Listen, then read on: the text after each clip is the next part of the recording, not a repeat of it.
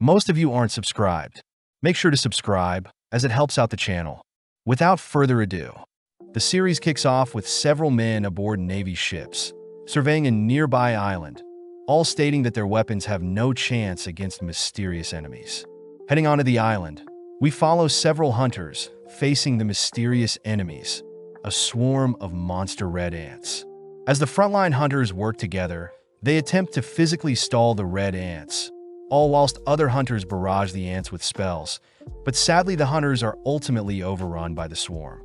As they all begin begging for their lives, the hunters all note how they are far too low level to be facing such powerful creatures. But just then, Byung-gu, a S-rank healer, arrives. As Byung-gu begins healing the injured, Yun-seok, wielding lightning magic, and Yunho, wielding martial arts skills, begin clearing the area of the swarm of red ants. Amazed that the three S-rank hunters were easily able to save them, everyone suddenly senses a greater white ant monster appear, prompting Yun-seok and Yunho to volunteer to defeat the monster, all whilst Byung-gu continues to treat the injured. With both S-rank adventurers dashing towards the white ant, Yunho chooses to wrestle with the creature, giving Yun-seok enough time to prepare a powerful lightning spell, perfectly striking the white ant from behind. As the creature is temporarily paralyzed, Yunho rips off the white ant's two front-facing fangs, leaping back, only to launch one of the torn-off fangs at the white ant, easily carving a hole in the creature's torso with his projectile. With no time to breathe, both S-rank hunters spot swarms of white ants approaching their location, forcing Yunho to awaken his berserker mode and Yun-seok to unleash simultaneous waves of lightning. Cutting to a nearby town on the same island, we spot Guildmaster Choi rally several other hunters in town, all standing off against a swarm of ants. Channeling a single flame spell, Choi signals the start of their raid on the ants, easily incinerating the weaker red ants, only to order his guild to begin attacking the greater white ants. Apparently, 10 years ago, several gates had begun appearing out of nowhere, allowing powerful monsters deemed magic beasts to appear. Seeing as conventional military weapons were useless against these magic beasts, it was discovered that humans began awakening with powers and skills that could rival the appearance of these magic beasts. These people were called hunters. Once a hunter had awakened, they would be given a rank from rank S to rank E, and sadly, once someone has awakened, there would be no way of improving one's rank no matter how hard they trained. Cutting to the present day, 3 years later, we see a Mr. Kim sipping on some coffee in preparation for a raid only to greet Park.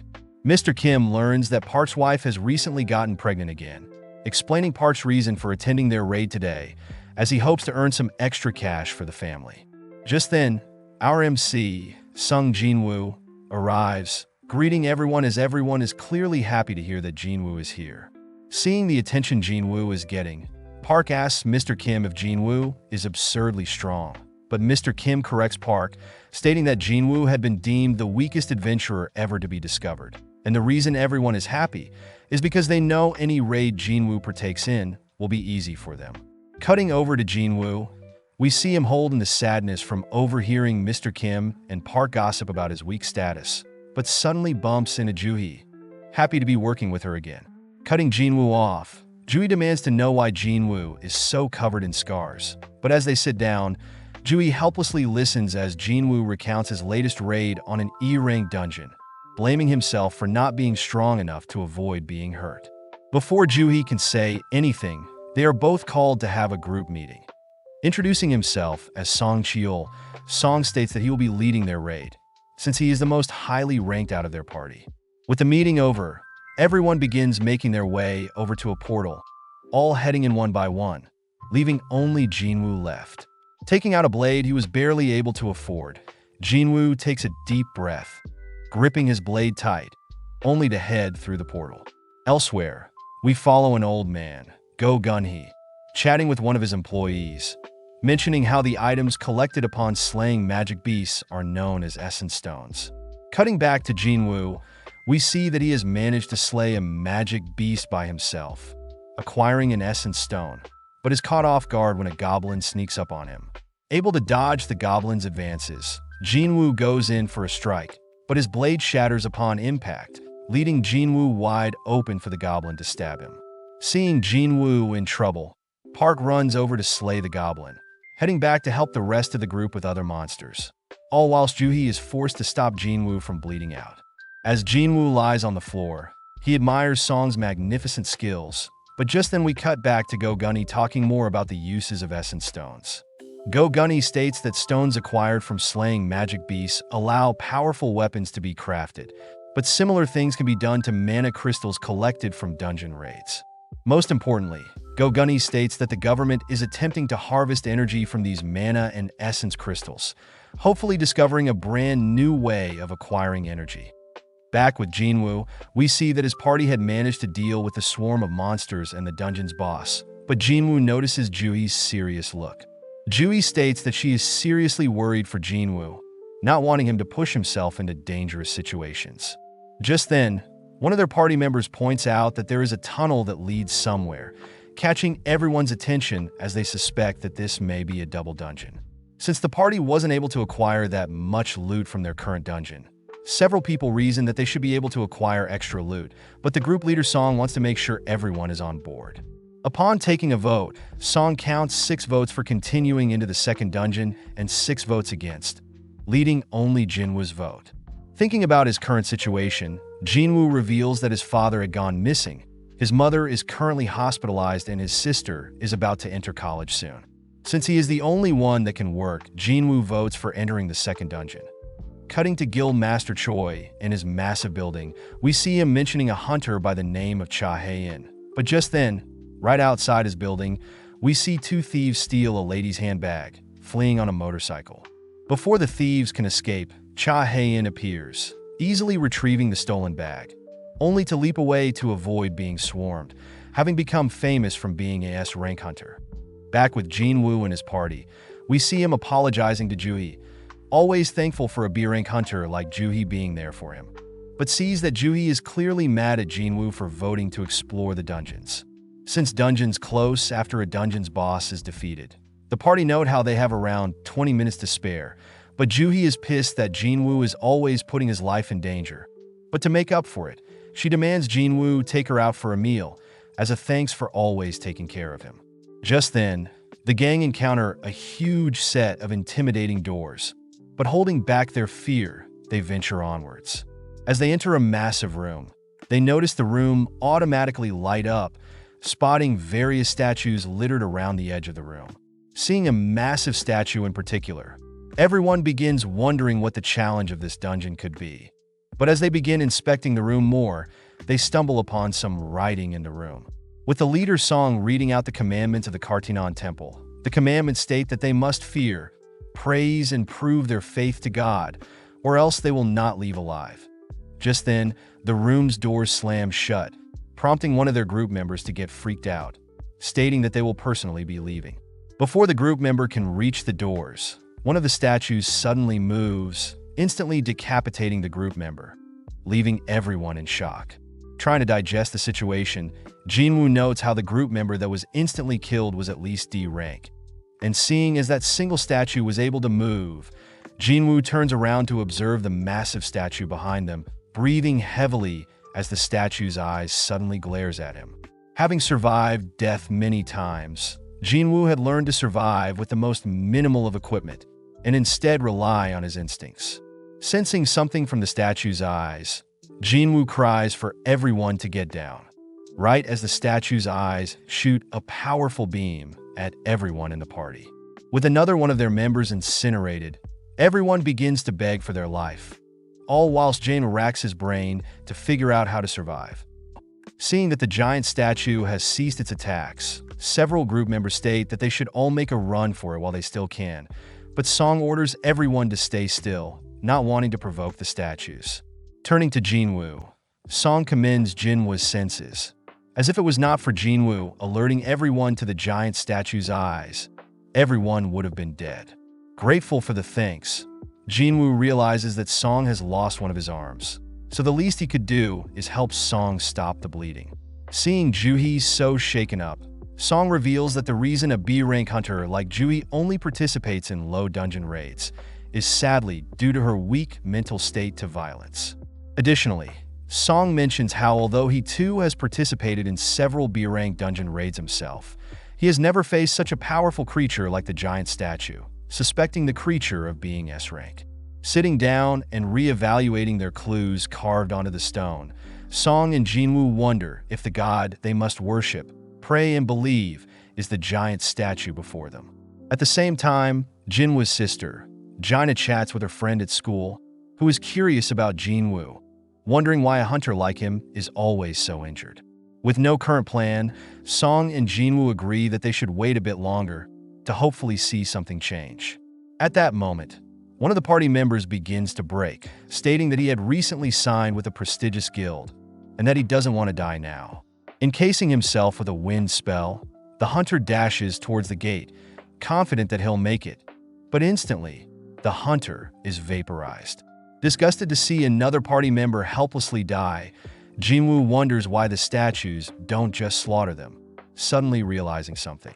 Remembering that the first commandment from the stone is to worship God, Jinwoo begins to slowly stand up, but Song demands Jinwoo not do anything foolish.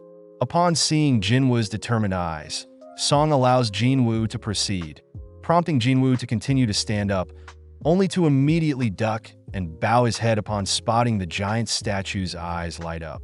With everyone curious about what just happened, Jinwoo suspects that the giant statue only attacks people when they reach a certain height, therefore they should all bow to the giant statue.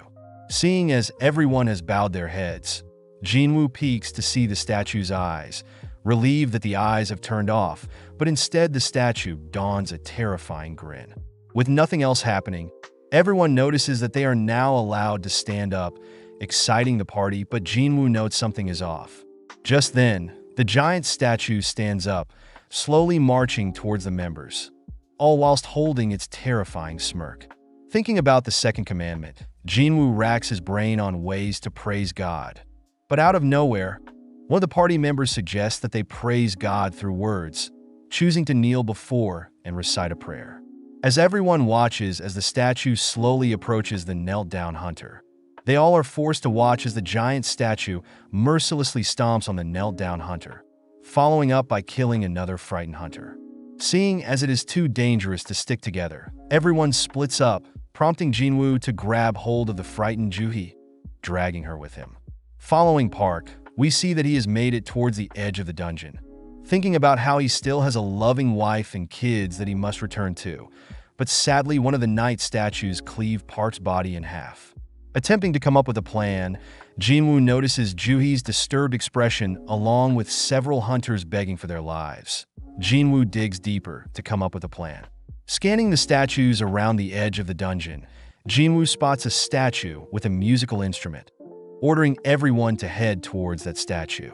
With Song heading to his nearest statue, Song spots the statue playing its instrument, stating that it's safe to head to statues with musical instruments, prompting Mr. Kim to successfully find a statue of his own, only to begin breaking down crying. Jinwoo and Juhee have also arrived at a music-playing statue, but Jinwoo notes that the statue isn't playing its instrument, deducing that only one person can stand below each music-playing statue. Leaving the frightened Juhee beneath the statue, Jinwoo runs to search for another statue, catching the attention of the giant statue. Barely able to spot a music-playing statue, Jinwoo is barely able to avoid the giant statue's advances, but unfortunately wounds up beneath a shield-wielding statue. With the shield statue bringing its shield down on Jinwoo, he barely manages to survive, managing to crawl to a music-playing statue. With everyone now under a music-playing statue, they all spot the giant statue go back to its original location, seemingly turning off. Rushing to Jinwoo's side, Juhee notices Jinwoo's severed leg, immediately applying her healing magic, but Juhee is unable to completely heal Jinwoo, having depleted all her mana. With everyone wondering what now, Mr. Kim speaks up, demanding that Song take accountability, being the leader of the group that agreed to explore this dungeon. Just then, an altar appears in the middle of the dungeon, prompting Jinwoo to realize that the altar aligns with the third commandment, as by believing in God, someone must be sacrificed. Hearing this, Mr. Kim raises his blade to Song's neck, ordering Song to sacrifice himself and atone for his sins. With Song agreeing, Jinwoo thinks about how this is wrong, as everyone voted and agreed as a group, but when Song enters the vicinity of the altar, an orange flame appears. Curious as to the reason for this, Jinwoo asks 2 other party members to help him enter the altar's domain, prompting 3 more orange flames to appear. With Jinwoo attempting to figure out what is happening, Song reminds Jinwoo that today is the 7th day of their dungeon raid, meaning if they wait any longer to defeat this dungeon, the dungeon itself will open. This is referred to as a dungeon break, as the dungeon will act as a portal between the human world and the monsters.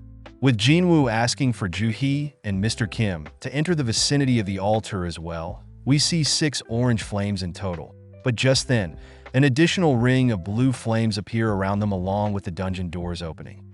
As the blue flames begin to disappear one by one, everyone notices the statues along the edge of the dungeon begin to move, fearing what will happen when the statues reach them. Jinwoo is able to figure out that the statues only move when they aren't looking at them. But with the temptation of freedom before them, one of the female hunters beside Jinwoo makes a break for the door, managing to escape successfully, but one of the orange flames disappears. Seeing her escape, another hunter pushes Jinwoo aside, also managing to escape, leaving only 4 remaining. Seeing Mr. Kim tempted by freedom as well, Jinwoo states that they need at least 4 people to stop all the statues, and that once the blue flames all disappear, they can all escape.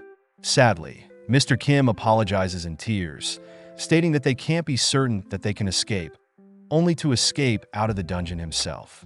Knowing that they will all die soon, Song asks that Joo-hee and Jinwoo leave him, as they need at least 1 person in the vicinity of the altar to keep the door open. As Joo-hee attempts to move, Joo-hee falls to her knees, as her fatigue has finally kicked in. With no other choice, Song and Jinwoo agree that Jinwoo will stay behind, unable to move himself, and Song will carry Joo-hee to safety. When Joo-hee offers to stay behind, Jinwoo states that she must live, handing her the essence stone he obtained, only for Song to knock Joo-hee unconscious, carrying her on his shoulder, only to leave the dungeon. With Jinwoo alone, he attempts to stand off against the swarm of statues, but instead is brutally flung around, ultimately falling onto the center of the altar, bleeding out. As the statues puncture his body with their weapons, Jinwoo cries out that he has a family as well, demanding for a second chance. As everything goes black, a sudden system terminal pops up, stating that Jinwoo has completed the secret quest, Courage of the Weak. The system terminal asks if Jinwoo wants to be given the player status, reminding Jinwoo that his heart will stop in 0.02 seconds, prompting Jinwoo to accept the offer.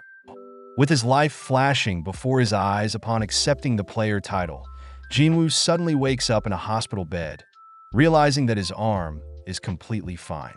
Fearing that his leg may still be missing, Jinwoo is pleasantly surprised to see that his leg has also healed, along with the various stab wounds he endured from the statues.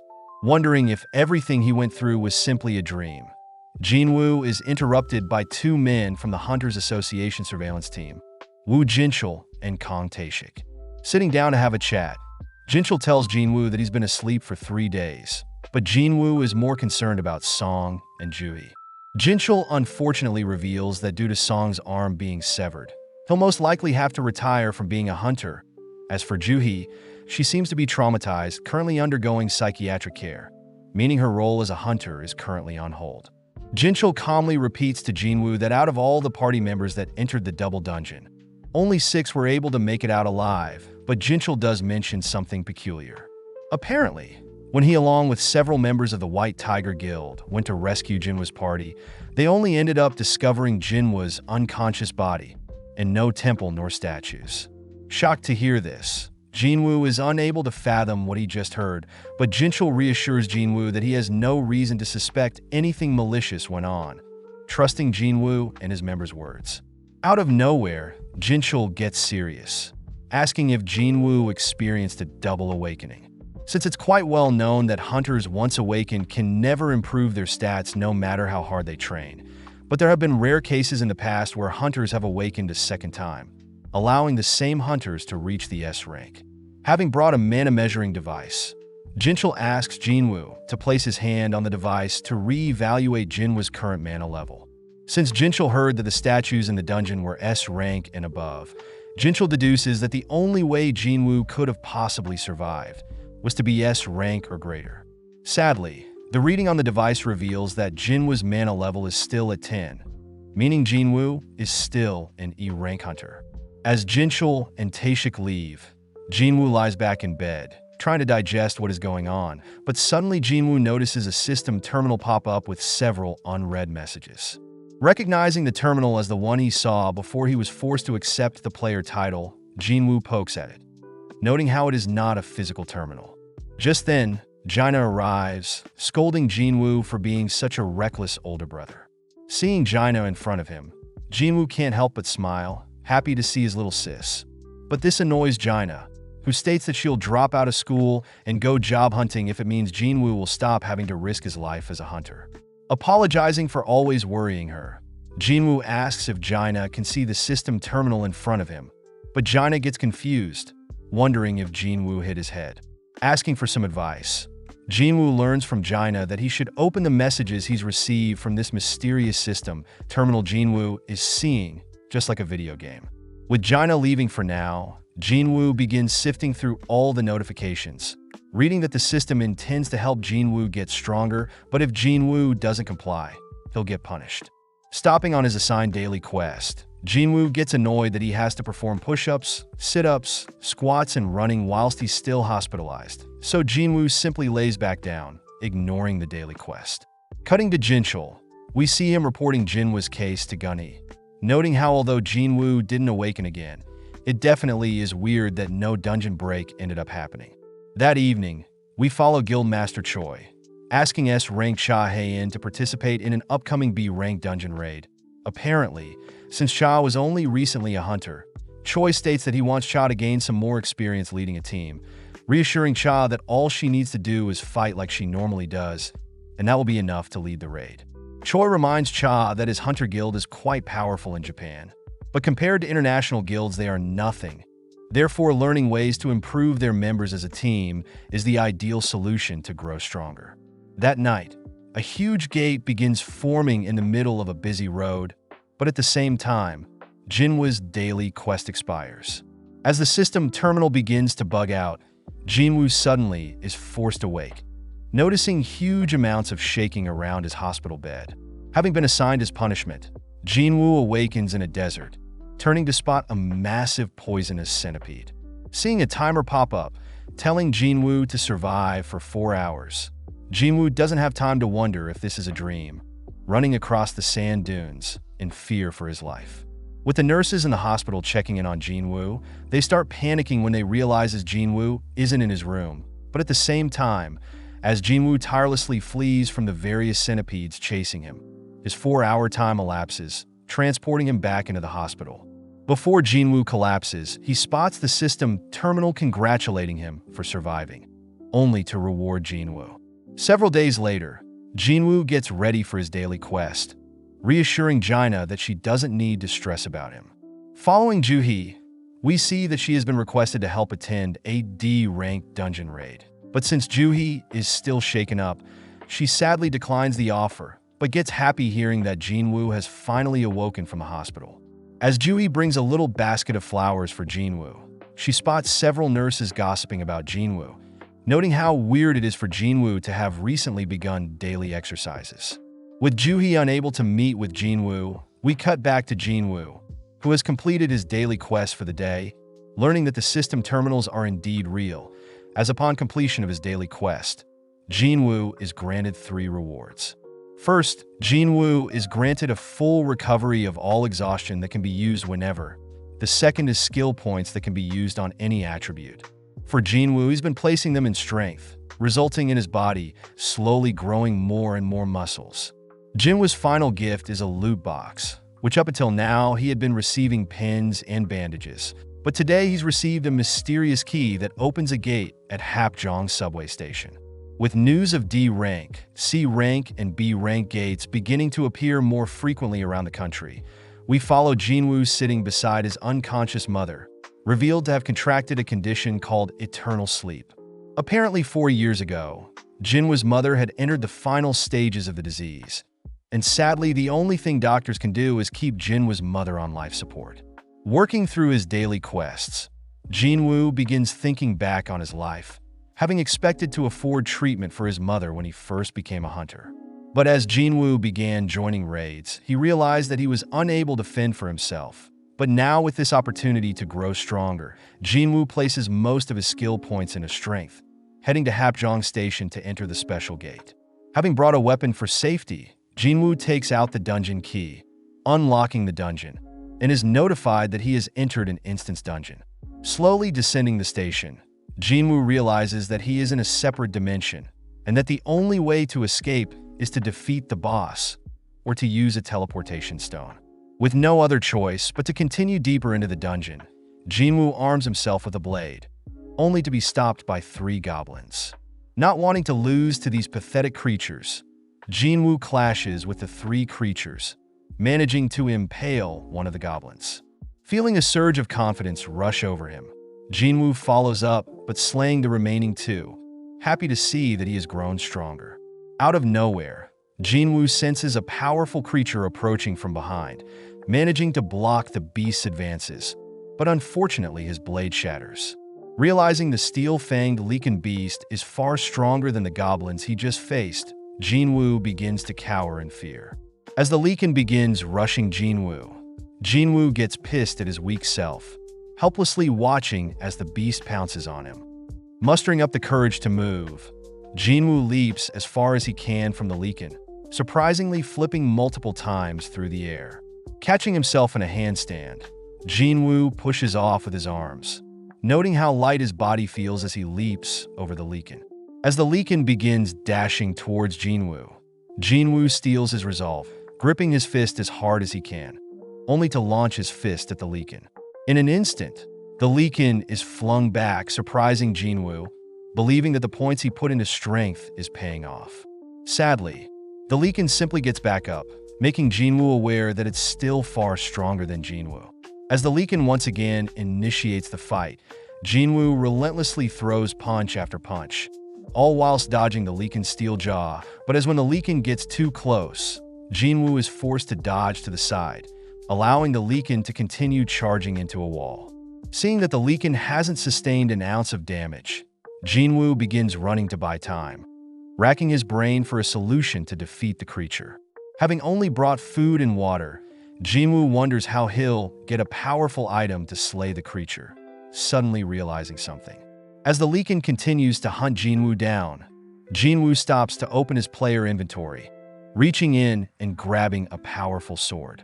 Right as the Lycan reaches Jinwoo uses his new sword, easily splitting the creature in 2 with a single slash. Trying to make sense of what just happened, Jinwoo states that the blade apparently belonged to Mr. Kim, having paid 3 million for the special sword, all whilst acquiring a title and being notified of a level up. Sensing 2 more Lycans approaching, Jinwoo states that he has no longer any reason to fear the creatures, gripping his new weapon. But as the Lycan begins to fastly approach, Jinwoo realizes that his sword is lodged into the ground, managing to barely free, right as the Lycans attack. With one Lycan dodging Jinwoo's initial slash, the other manages to bite down and restrain Jinwoo's blade. Amazed at the grip strength of the Lycan's steel fangs, Jinwoo manages to kick the Lycan holding onto his sword, instantly cleaving the creature into 2. Knowing that the Lycans don't even compare to statues in the double dungeon, Jinwoo turns to the second Lycan, only for the creature to retreat. Sitting down to assess his stats, Jinwoo realizes that he has reached a level of 2, noting how his level never changed when he did his daily quests, but reasons that he only levels up during real combat. Additionally, Jinwoo notes that upon leveling up, his wounds have been healed and that each of his 5 stats have risen by a single level, making leveling up more efficient than daily quests that only yield 3 skill points. Wondering what a single skill point does to his overall body, Jinwoo reasons he should think about these things later. Heading over to retrieve the essence stones from the monsters he's slain, Jinwoo is surprised to see the system notify him that he has received a monster drop instead, a Lycan's tooth. Navigating around the system terminal, Jinwoo notices a store, sad to see that he's too low level to purchase any items, opting to sell his most recent leaken tooth for 20 gold instead. Wondering how much the system's gold is compared to his world's gold, Jinwoo once again brushes that question aside, stating that he must defeat the dungeon boss if he wants to leave. Knowing that he must get stronger first, before he can take on a dungeon boss by himself, Jinwoo suddenly spots the Leaken that fled earlier, having returned with a pack of lichens. Charging head first into the pack of lichens, Jinwoo begins to slay one Leaken at a time, stopping to assess the situation, thinking about what he could achieve with this new-found gift. Relentlessly dismantling the swarm, multiple level-up notifications can be seen as Jinwoo continues to carve through the pack, but at the same time, the gate that appeared on the road continues to grow in size, with no hunters arriving to take care of it. Having acquired the Wolf Assassin title, Jinwoo is seen victorious and all covered in blood, but sad to see that his sword will break soon. Reading up on his new Wolf Assassin title, Jinwoo is amazed to see that his attacks against animal-type monsters are boosted by 40%, and that he has acquired 34 wolf fangs, 2 worn daggers, a traveler's cloak, and surprisingly a teleportation stone. Wondering if he should use the teleportation stone to leave, Jinwoo wonders if he'll ever get another one of these instance dungeons again, reasoning that it can't hurt to explore the dungeon a little more. Cutting to Juhee, we see her receive a call whilst out on a midnight stroll, learning that a dungeon nearby has opened, and they are in need of a healer. As Jinwoo makes it deeper into the dungeon, he begins noticing his battles against various magical beasts growing easier and easier. Jinwoo realizes that the red text he saw for the Leaken had now turned white, meaning white text represents weak monsters, orange represents moderate monsters, and red means difficult monsters. Happy to have reached level 15, Jinwoo notes how he no longer can level up with the weaker magical beasts, reasoning that it's time to head downstairs to face this powerful aura he's been sensing. Upon reaching the bottom of the stairs, Jinwoo is weirded out by the decrepit station, but out of nowhere an attack suddenly sends Jinwoo flying against the wall, barely able to block the attack, but the attack instantly shatters his sword. Appearing from a stream of water, the blue Venom-fanged Kasaka floor boss appears, with an orange text. Scanning the creature, Jinwoo notes the floor boss's tough skin, rushing to engage the approaching snake, but leaves no dent due to the creature's tough skin. Circling around, the floor boss begins chasing Jinwoo through the station, helplessly body slammed into the stream of water, only to barely survive the creature's entrapment in the water. Flung across the station's platform, Jinwoo watches as the snake tosses a train at Jinwoo, scrambling to evade the oncoming projectile. Moving in on Jinwoo, the floor boss manages to pin Jinwoo to a wall, smashing him through said wall, pissing Jinwoo off as he demands to know why he hasn't grown stronger the slightest bit. Knowing that no one will come to save him, Jinwoo is smashed into the station's ceiling, falling onto the ground, but Jinwoo has clearly had enough. Stabbing and evading the creature's advances, Jinwoo knows that compared to the S-rank statues, this creature is nothing, opting to ditch his blade to cling onto the snake.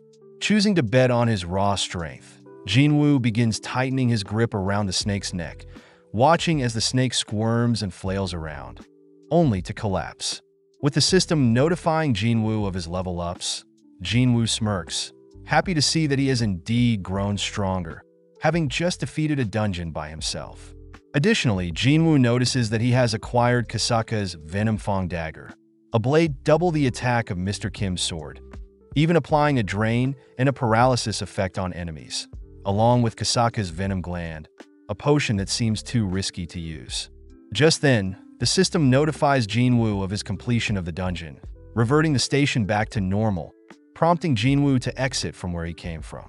Upon reaching the exit, Jinwoo finds it weird that no one is around, but he suddenly hears a military officer call out. Demanding to know why Jinwoo just appeared out of the station, the officer apologizes upon learning that Jinwoo is a hunter, guiding Jinwoo to a dungeon break nearby. Apparently, the dispatch hunters were able to clean up most monsters, leaving only the dungeon boss, which Jinwoo can sense with his new level.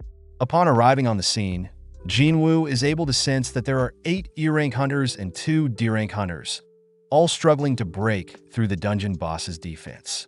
Suddenly, Jinwoo spots Jui, sad to see that she still hasn't recovered from the trauma from the double dungeon. But this only motivates Jinwoo to step in. With the broken sword he's still holding, Jinwoo cocks back the blade, propelling the sword through the dungeon boss's skull, allowing the other hunters to subdue and finally defeat the boss. As the hunters are relieved to have defeated the boss, one of the knights gets stressed, knowing that they must have been helped by a monstrous hunter, able to pierce the dungeon boss's defenses with a single strike. Spotting a shattered blade nearby, the hunter asks if anyone knows who the blade belongs to, but Jui manages to spot Jinwoo leaving the scene, wondering how powerful Jinwoo has become. Back in the hospital, we see 2 nurses gossiping about Jinwoo, amazed that he has a hot body and a cute face, all whilst Jinwoo smashes out his daily quest. Upon visiting Jinwoo, one of the newer nurses is shocked, amazed that Jinwoo's muscles are far more amazing in person. Apologizing for being shirtless, Jinwoo slips on a shirt, only to ask the flustered nurse what he can help with. Shyly, the nurse reminds Jinwoo that he'll be discharged today, asking Jinwoo to head to the front desk in order to fill in some paperwork. Happy to hear that, Jinwoo begins heading towards the front desk, but as Jinwoo leaves his room, the nurse asks for Jinwoo's phone number. Comedically, Jinwoo obliges, believing that the nurse needs his number to send him his test results. That morning, we followed an interview on a news broadcast, interviewing S-rank hunter Baek Yunho. The interviewer remarks that Yunho is one of 7 S-rank hunters in the country, asking what it must be like for hunters to hone their skills and to put their lives on the line when exploring dungeons. Pleased by the question, Yunho states that the sole existence of a hunter is to explore and train, relating back to a time when he was a firefighter and that he needed to master the craft in order to ensure no one gets hurt. At the same time, we see Jaina impressed by Yuho on the television, but seeing as she'll be late for school, she begins rushing out of her apartment. Running into Jinwoo, Jinwoo reminds Jaina to be careful on her way to school, but having not seen Jinwoo in a while, Jaina asks Jinwoo if he's been working out. Walking towards Jinwoo, Jaina is shocked to see Jinwoo has also grown taller, which Jinwoo didn't notice. Before Jaina leaves, Jinwoo forces Jaina to take an umbrella, wishing her a safe trip. Checking his daily quests, Jinwoo notes that he'll finish his required 10-kilometer run later today. Checking out his own body, Jinwoo speculates that if he continues to put his points into strength, he'll probably become a bodybuilder. Knowing that he still has 12 skill points to use, Jinwoo notes how he should play some agility, thinking that vitality and perception could be helpful as well. But as for intelligence, Jinwoo wonders when he would have to use magic. Placing his points into strength, agility, and perception, Jinwoo suddenly gets a call from his landlord, realizing that he needs to pay this month's rent. Promising to pay soon, Jinwoo begins searching for dungeon raids he can join in on, noting how he has to raid higher-ranked dungeons to earn more money. Jinwoo thinks his ability to endlessly grow seems like a skill that no one has ever heard of. Therefore, Jinwoo states that he better keep this cheat skill a secret until he can at least grow stronger. Spotting an enticing raid, Jinwoo jogs to his destination, finishing the 10 kilometers along with meeting up with his raid party. Greeting Hwang Dong-suk, some of Dong-suk's members recognize Jinwoo, yelling that Jinwoo is known as the weakest hunter in the world, but Dong-suk asks Jinwoo to ignore them, apologizing for their rude remarks. Going over the rules, Dong-suk states that they'll be raiding a C-rank dungeon and they need a minimum of 8 hunters, with half needing to be at least C-rank. Dong-suk states that Jinwoo's role is to solely fill a slot, promising Jinwoo to still pay him 2 million for participating, prompting Jinwoo to scan the other hunters, noting how there are 4 C ranks and 2 D ranks. Dong-suk asks Jinwoo to help carry a bag filled with food, spare clothing, gear, and med kits, but Jinwoo realizes that their party doesn't have a healer, learning that since it's hard for independent raids to acquire a healer. Sensing something suspicious about this amazing opportunity, Jinwoo agrees to sign a contract, but suddenly spots Yu Jinho, a 21-year-old D-rank hunter. Seeing Jinho's gear, Jinwoo realizes that Jinho must be from a very wealthy family, but nonetheless, everyone begins heading into the dungeon. Upon confirming that the dungeon is C rank, the party heads through the portal, prompting Kyuwon to light up the dark dungeon with some light magic. As the party begins heading through the dungeon's cave, they all note how there are no glow stones, rocks that faintly light up dungeons, which are different from essence stones from monster drops and mana stones that people normally mine. With several minutes passing, the party gets weirded out, wondering why they have yet to run into any magical beasts. Running into a location filled with holes, everyone begins sensing a strange aura approaching, all beginning to brace for whatever is to come. Racking his brain for what the enemies could be, Jinwoo deduces that they are up against insect-type monsters, alerting everyone that the creatures are approaching from above. With Dong-suk activating his taunt skill, Dong-suk draws the attention of all the insects, ordering his men to protect Kyunwon, who begins channeling a fire spell. With several seconds passing, Kyunwon manages to unleash the powerful fire spell, giving the rest of the party courage to slaughter the insects. Seeing Dong-suk and his men slay the ants, Jinwoo praises the hunter's coordination, but still notes something strange about the situation. Turning to Jinho, Jinwoo notes how his expensive gear is keeping Jinho alive, but as Dong-suk and his members finish up the insects, he thanks Jinwoo for alerting them to the attack. As Dong-suk and his men inspect the bodies of the insects, they realize that the insects have bite marks that imply a greater monster must have terrorized the insects prior, but Jinwoo spots Dong-suk acting strange, warning Jinho to be wary of the others. As everyone continues deeper into the dungeons, Jinwoo begins thinking about the conditions of this raid, finding it weird that Dong-suk's independent party seems quite strong, but refuses to accept healers and has a reputation of recruiting strangers for every dungeon raid. Finally, encountering a web-filled section of the dungeon, Dong-suk begins carving through the webs, prompting Kyunwon to light up the dark tunnel, revealing a massive pile of mana crystals. Seeing the tons of mana crystals, Dong-suk states that he's hit gold, estimating the mana crystals total around 1 billion, wanting to use the money to catch up to his younger brother. Realizing something, Jinho asks to see Jinwoo's contract, confronting Dong-suk as Jinho had realized that Jinwoo's contract had specified that Jinwoo won't be getting any drops from mana crystals and only monster drops. Changing the topic, Dong-suk promises to pay Jinwoo properly, but first they need to mine the mana crystals before defeating the giant spider dungeon boss. Asking his men to grab mining equipment, Dong-suk hears his men apologize for forgetting the mining tools elsewhere in the dungeon. Scolding his men for being so forgetful, Dong-suk asks Jinwoo and Jinho to stay and watch the dungeon boss, ignoring Jinwoo's concerns, as Dong-suk states that they should trust his orders. As Dong-suk and his men leave, Jinwoo finally places the pieces together, knowing that Dong-suk and his men total to 6, exactly 2 men below an 8-party raid. Additionally, since Dong-suk has raided other C-rank dungeons before, it's strange for Dong-suk to recruit strangers. But just then we see Dong-suk order Kyunwon to seal off the dungeon entrance, trapping Jinwoo and Jinho with the dungeon boss. Flashing back, Jinwoo is reminded of a time when Song had told him about scummy hunters that would purposely get other party members killed in a dungeon, in order to take more loot for themselves as things that happen in the dungeon can't be tracked down. With the noise from various rocks blocking Jinwoo and Jinho's escape, we see the dungeon boss slowly descend. But as Jinwoo thinks back on how much stronger he's gotten, Jinwoo equips his dagger, stepping up to confront the dungeon boss. Back outside the gate, we see Dong-suk and his men leave the portal, hearing his men ask him why they didn't just slay Jinwoo and Jinho.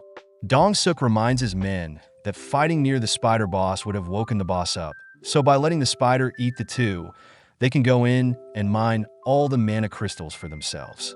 Dong-suk notes how there were other entrances on the ceiling in the boss room, so they can enter and exit through them once the dungeon boss has settled down. But as they wait, Dong-suk states that in case they aren't able to gather enough mana crystals, they can always steal Jinho's rare gear. Crouching down and browsing through his phone, Dong-suk wonders which rich family Jinho belongs to, reasoning he should attend the kid's funeral, but suddenly asks Kyuwon if he could beat the dungeon boss himself, happy to hear that Kyuwon agrees that they would need their entire army to slay such a creature. Cutting back to Jinwoo and Jinho, Jinho advises Jinwoo to flee instead of facing the boss, revealing that the spider dungeon boss is at least C rank and it would take an upper C rank or even a B rank hunter to solo such a boss. Knowing that Jinho is correct, Jinwoo remembers how the snake and the golem bosses were D rank, meaning he might not stand a chance against the spider dungeon boss, but Jinwoo can't help but feel calm, smirking as he wonders how strong he is now. Currently level 18, Jinwoo grips his blade, dashing towards the spider, only to swiftly pass through it, striking it a couple of times. At the same time, we see Gunhee chatting with Jinchul, having finished a draining meeting, asking if Jinchul could clear up his schedule, needing a break from all the press. As the dungeon boss begins striking back, Jinwoo evades each strike, heading to cut off one of the spider's legs, but is forced to retreat when his blade doesn't even scratch the spider's leg. Knowing a single strike from the spider will end him, Jinwoo begins ducking and weaving below the spider's body, trying to find an opening, but as Jinho watches on, he gets terrified noting how Jinwoo can't be E rank. Jinho suspects that Jinwoo is a false ranker, someone that is able to manipulate their magic power, purposely placing lower than expected in order to hunt for fun. As Jinho falls to his knees powerless, Jinwoo continues to hack away at the spider, but is stuck, unable to break through the spider's thick exoskeleton. With his fatigue already at 57, Jinwoo confirms that his daggers have paralysis and drain on them, realizing that he'll need to use them to defeat the boss. Dashing forwards, Jinwoo realizes he can target the weaker spots of the spider to apply the debuffs, but suddenly senses something dangerous, leaping back, just avoiding the spider's acid spit. With another of the spider's trump cards revealed, Jinwoo knows that he'll lose if the fight draws out longer, opting to use his new dash skill. With a single cast of dash, Jinwoo appears above the spider, managing to impale and apply his dagger debuffs to the spider, but instantly the spider nullifies the debuffs. Knowing that he needs to keep applying the debuffs, Jinwoo speeds up, amazing Jinho as he tries to keep up with Jinwoo, but as Jinwoo sees an opening, he realizes that his fatigue has hit 70, giving the spider an opening to knock Jinwoo aside. As the spider scurries over to Jinwoo, it raises its claw to pierce Jinwoo, but right before it does, Jinwoo is reminded of his full recovery from his daily quests, barely activating it and escaping right before he's impaled. Once again above the creature, Jinwoo lands cleanly on the spider's face, impaling each and every one of the spider's eyes, successfully stacking paralysis and drain repeatedly until the spider collapses.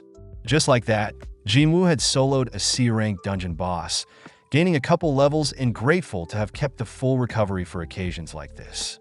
Amazed and terrified at Jinwoo's potential, Jinho watches as Jinwoo retrieves the dungeon boss essence stone, politely offering to carry all the gear, handing Jinwoo some water only to begin mining some mana stones. Weirded out by Jinho's sudden change in attitude, Jinwoo spots Dongsuk and his party arriving in the boss room through an entrance in the ceiling, all wondering who defeated the dungeon boss. At the same time, we see Gunhee and Jinchul sparring, with Gunhee nonchalantly parrying and blocking each of Jinchul's strikes, only to land a powerful punch on Jinchul. Checking to see if Jinchul is okay, Gunhee thanks Jinchul, as he needed to relieve some stress, reminding Jinchul that relying solely on one's hunter skills is foolish, as it's important to hone one's mind and body normally.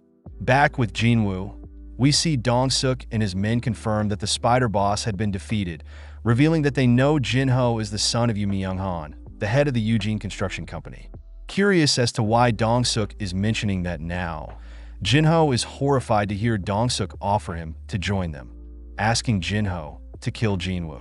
Dongsuk reasons that if Jinho was the one that soloed the dungeon boss, then it must mean that Jinho's gear has special enchantments that even Dongsuk and his party may have trouble with. Seeing Jinho hesitate, Dongsuk states that he can either accept his offer, or he can die here with Jinwoo. Seeing Jinho slowly approach Jinwood, Dongsuk is happy to see Jinho is choosing to slay Jinwoo, but is shocked when Jinho has decided to fight alongside Jinwoo. With no other choice, Dongsuk and his men begin slowly approaching Jinwoo and Jinho, asking if they have ever slayed another human before, but just then, Jinwoo gets an urgent quest, ordering Jinwoo to slay the 6 entities with immense bloodlust, or else Jinwoo will receive a punishment. As Kwon fires a spell at Jinwoo, We cut to Heejin meeting up with some friends, heading to a cafe to catch up. Heejin notes how she, along with other White Tiger Guild members, are doing nothing noteworthy, asking Gina about her training with Cha, as they are both Hunter Guild members. Gina states that Cha is beyond this world, easily defeating A-rank monsters that would normally be quite hard for her. Even Kahun, the leader of her party, was amazed, but Gina asks if Chul, the leader of Jinny's party, is any good. As the girls gossip about the suspiciously high death rates in dungeon raids recently, we cut back to Jinwoo, barely alive from the projectile Q-on had landed on him. Reminded of the betrayal he felt at other humans, Jinwoo wonders if the urgent quest is the system's way of helping him, prompting Jinwoo to slowly get up, trudging over to Dong-suk and his men. Seeing Jinwoo pathetically waddle towards them, Dong-suk and his men feel sorry for Jinwoo, but suddenly see Jinwoo acting possessed. Having heard enough, one of Dong-suk's men, Juntae, leans on Jinwoo, mocking Jinwoo's pathetic act, but Jinwoo silences Juntae, conjuring his dagger, only decapitating Juntae with a single slash.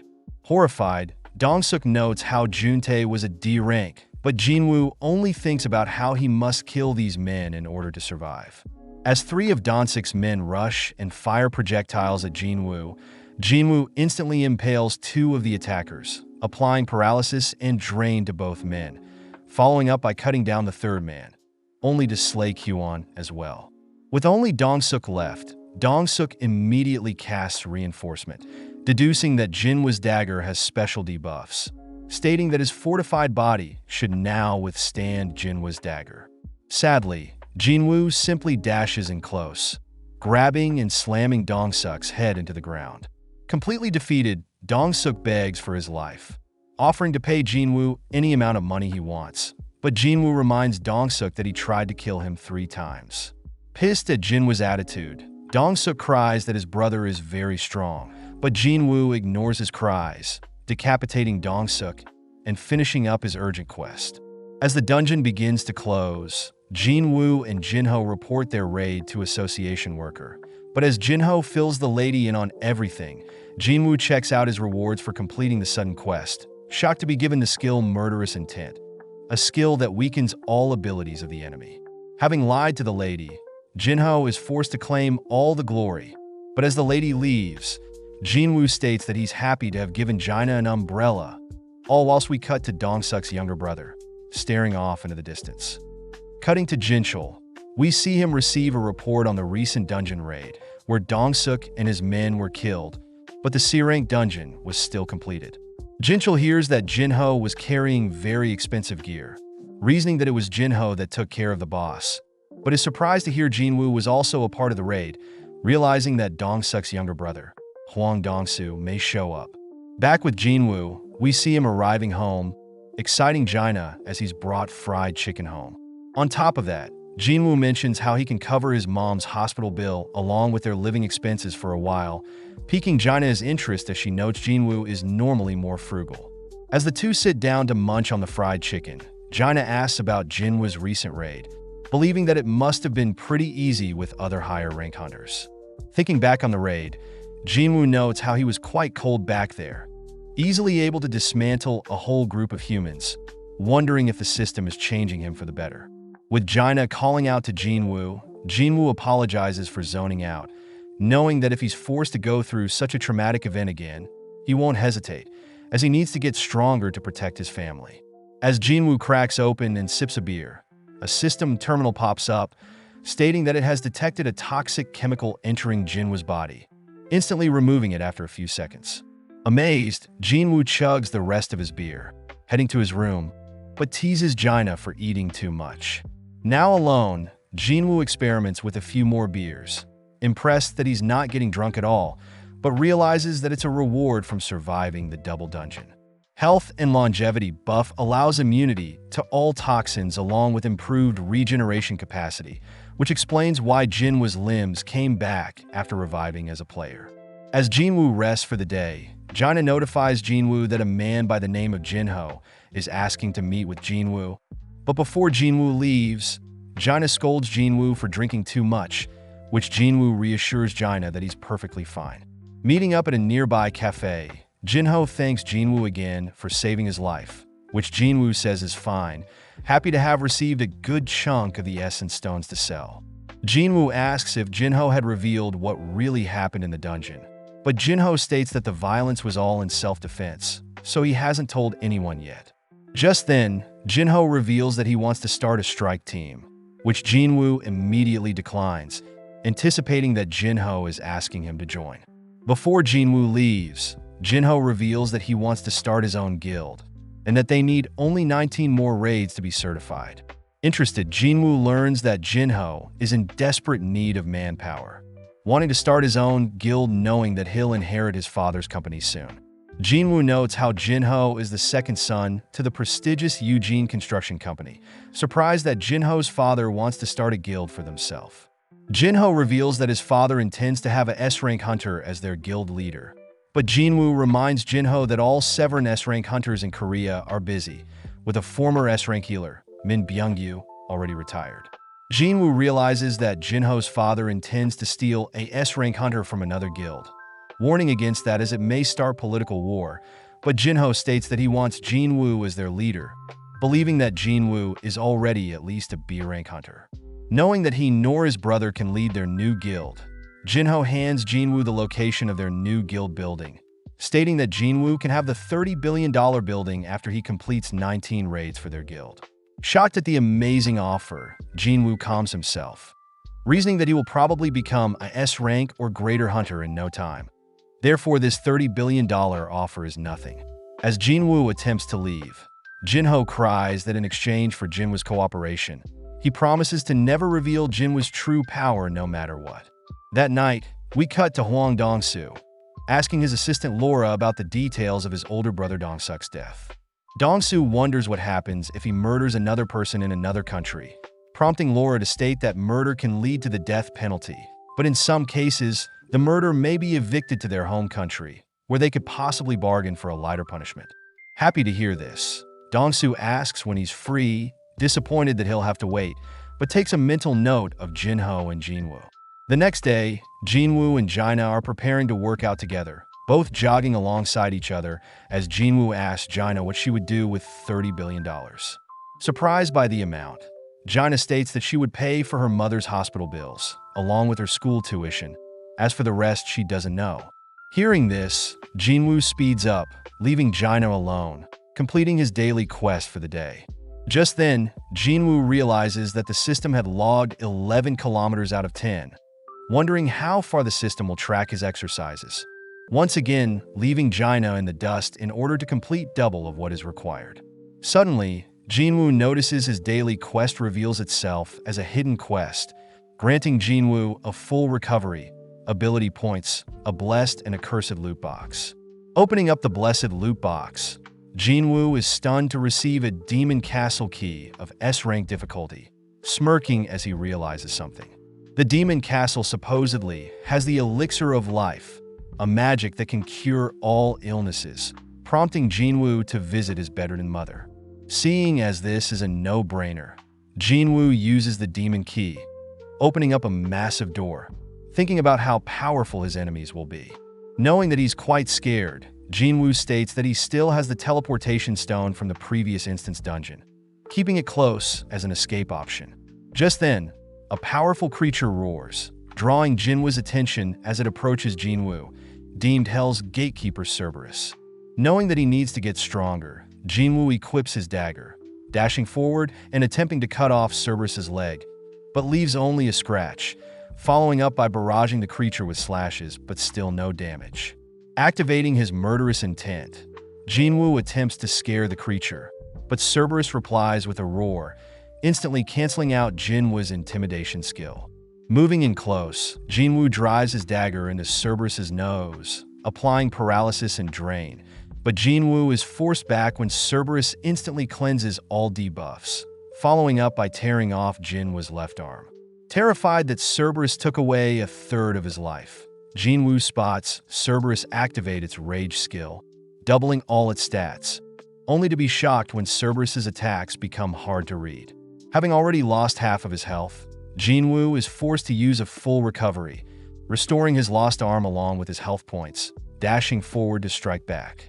As Jinwoo attempts to fight back, he soon realizes that Cerberus is too quick, forced to flee as Cerberus lands hit after hit, taking Jinwoo closer and closer to 0 health.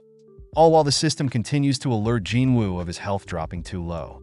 Knowing that he should leave, Jinwoo takes out the teleportation stone, but before he can use it, Cerberus appears, knocking Jinwoo back and separating him from the teleportation stone. Now forced to hide, Jinwoo remembers the system's shop, purchasing 3 health potions that heal 100 health points each. Looking through his inventory, Jinwoo spots the venom drop from defeating the snake in the instance dungeon. Drinking the potion knowing that any debuffs will be instantly removed, leaving only the potion's 20% physical boost. Just then Cerberus appears, forcing Jinwoo out from hiding. But Jinwoo notes how Cerberus's rage skill has expired. As Jinwoo attempts to move in close with his dagger, Jinwoo is sadly caught by the jaws of Cerberus, dropping below 1,000 health points, but Jinwoo finally is close enough. Gripping his dagger, Jinwoo repeatedly punctures Cerberus's eye with his blade, ultimately forcing Cerberus to drop dead, relinquishing Jinwoo as his newly acquired levels heal him. Checking out his monster drops, Jinwoo spots a demon castle door key, an item that he can access along with a fraction of the materials needed to craft the elixir of life. Knowing that he'll surely die if he enters the demon castle now, Jinwoo sets a goal of getting stronger first, before he returns to complete the elixir of life. Returning to his mother's side, Jinwoo can't help but be fixated on the elixir of life, wondering if this is the answer he's been looking for to awake his mother from her slumber. Knowing that he can only find and craft the elixir in the demon castle, Jinwoo knows that he is too weak at his current state, promising to get stronger. Cutting to a nearby cafe, Jinwoo agrees to help Jinho with completing 19 dungeon raids, but Jinwoo states that he only agrees if Jinho and himself are to raid the dungeons. Completely stunned by Jinwoo's conditions, Jinho reminds Jinwoo that they'll be raiding C-rank dungeons and that they need a minimum of 8 people per dungeon raid. Jinwoo simply says Jinho can find randoms that will fill in the positions, just like what Dong-suk did, but Jinho is worried that himself and Jinwoo are still too weak. Jinwoo states that by having only himself and Jinho enter the dungeons, they can guarantee that no one else gets injured, and plus having a clean record after 19 dungeon raids will surely impress Jinho's father, inspiring Jinho to agree to Jinwoo's conditions. Cutting to Cha Hae-in, we see Cha flawlessly exercising, sprinting around a racetrack only to stop for some water.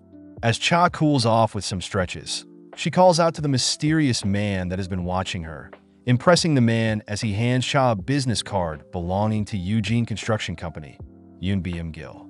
Following Jinho and his father, Jinho listens as his father reminisces on the past 10 years, with the world being flipped on the resources found in the dungeons.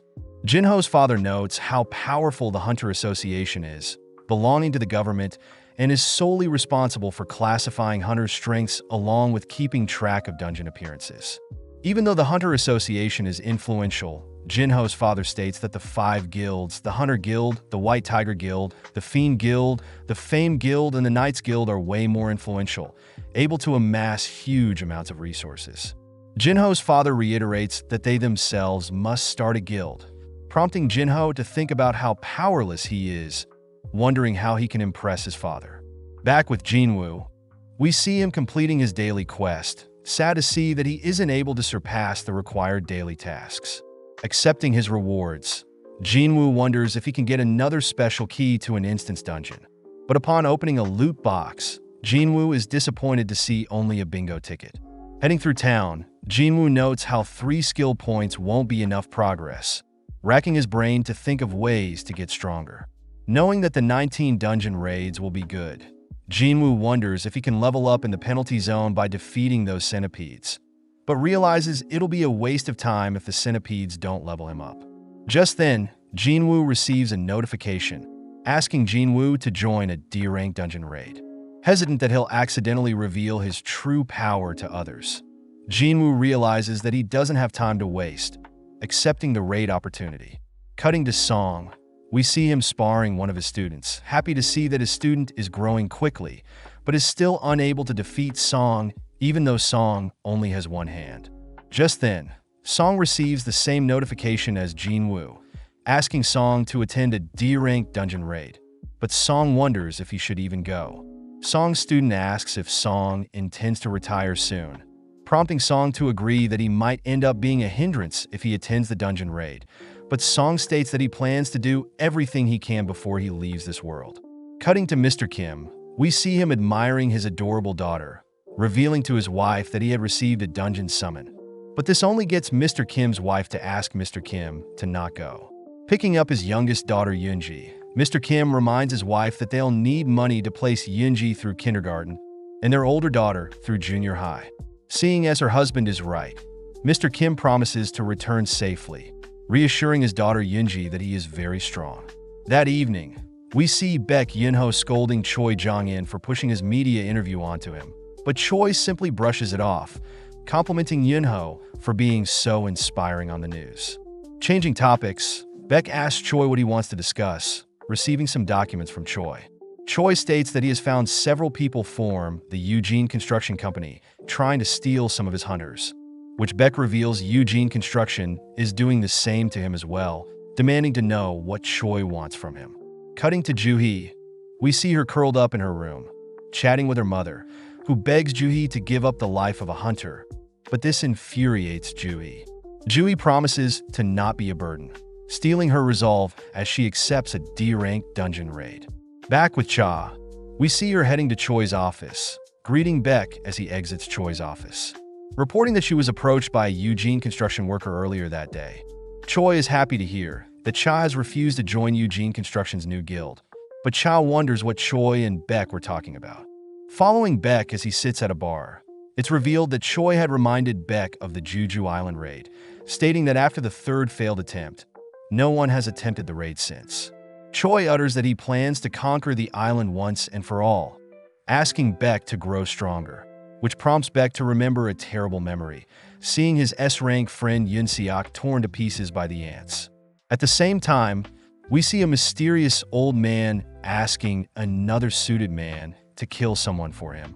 The next day, we see Jinwoo preparing to leave, telling Jaina he'll be back soon, but Jaina voices how much Jinwoo has changed.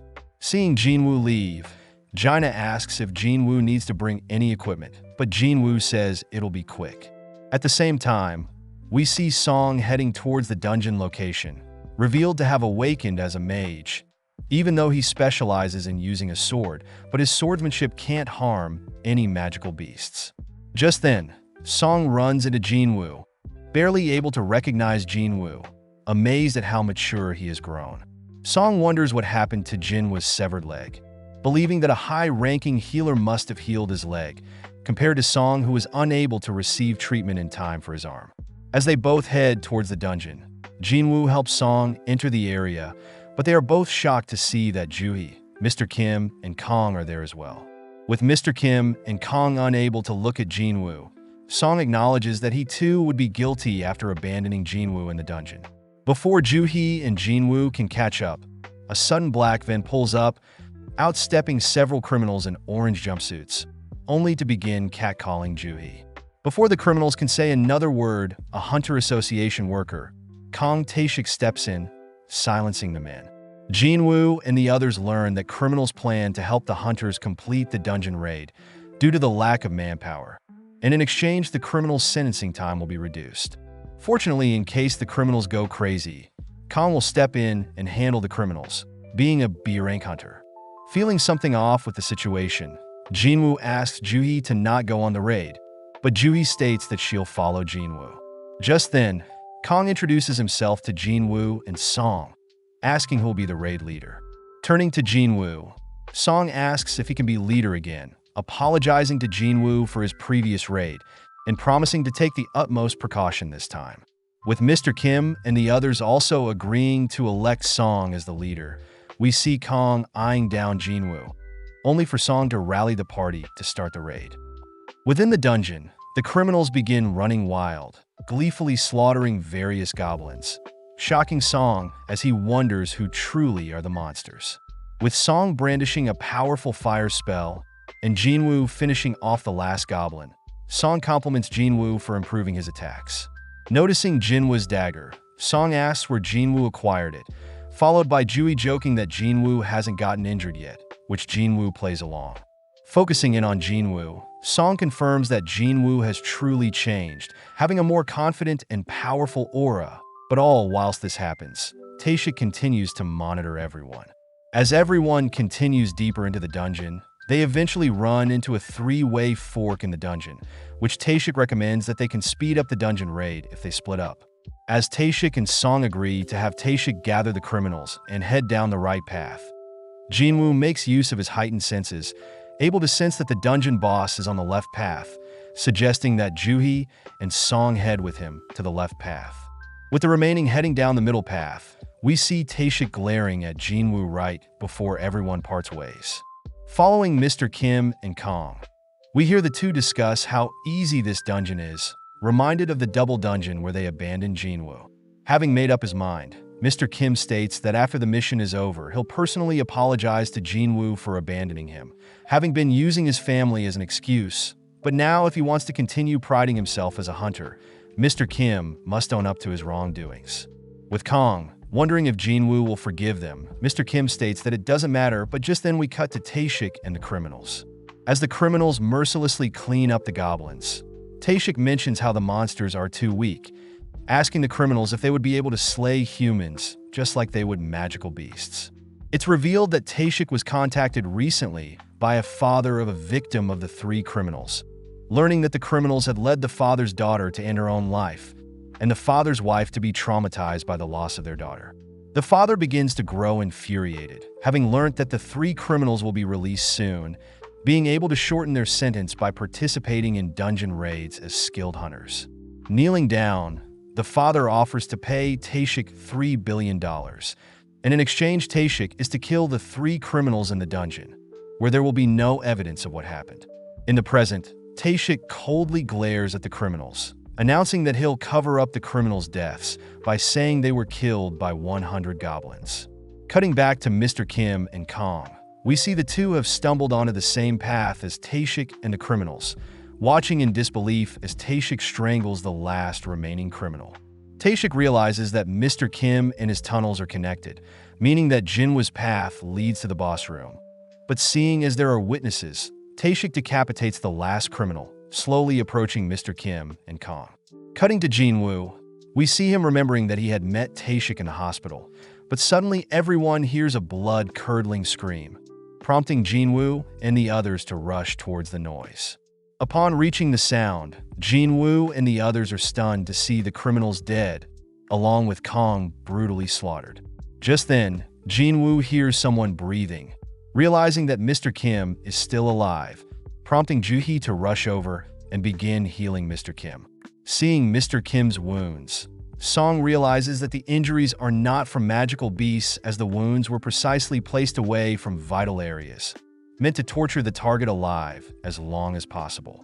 With Mr. Kim not recovering, Mr. Kim mutters that he should just die, but Jinwoo cries that Mr. Kim must live on for his family, making up the excuse that Mr. Kim must live so Jinwoo can hate him. Sad to not be able to officially bow and apologize, Mr. Kim uses his last remaining words to beg for forgiveness from Jinwoo, only to finally pass away. Just then, Taeshik appears from the ceiling, diving towards Juhi with his blade, but Jinwoo perfectly catches Taeshik's hand, impressing Taeshik as he wanted to take out the healer first. Song demands to know why a member of the Hunter Association is acting so crazy, but Taeshik cuts Song off, revealing what he plans to report. Taeshik states that he'll report the criminals who slaughtered Jinwoo and the others. And when the criminals attempted to attack Taeshik, Taeshik had no choice but to put down all the criminals, grinning at his own scheme. With Jinwoo pissed at Taeshik's disgusting words, Song asks everyone to step back, picking up Mr. Kim's blade and offering to slay Taeshik himself. Song begins assessing the situation, knowing that Taeshik is B rank, a rank higher than his C rank. But Song calls for Juhi to enhance him with a physical enhancement spell, betting on the fact that an assassin type like Taeshik will have a weak defense. Happy to be challenged, Taeshik reveals that he knows Song is a mage type, dashing in to strike Song down, but Song manages to parry the blow. As Taeshik mocks Song's pathetic swordplay, Song manages to cut Taeshik in half, but realizes that it was Taeshik's afterimage. Going on the offense, Song continues to force Taeshik back, impressing Jinwoo as Song is able to barely keep up with Taeshik's agility. But Taeshik speeds up, ultimately outmatching Song and lands a slash on Song. As Jui steps up to heal Song's wounds, Taeshik takes the opportunity to cut Jui down, but Song catches up, forcing Taeshik to focus on him.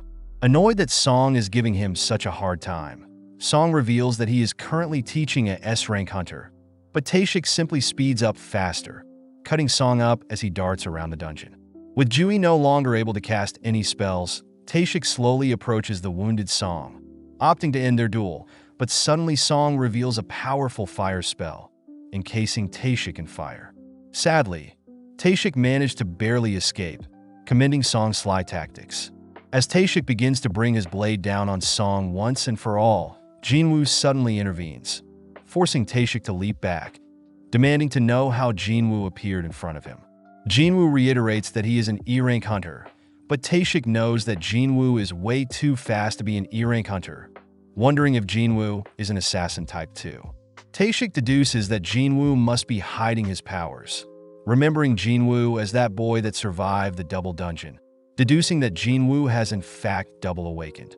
As Taeshik gets serious, Jinwoo demands to know Taeshik's true motives, prompting Taeshik to reveal that he was hired to slay the criminals that hurt an innocent civilian.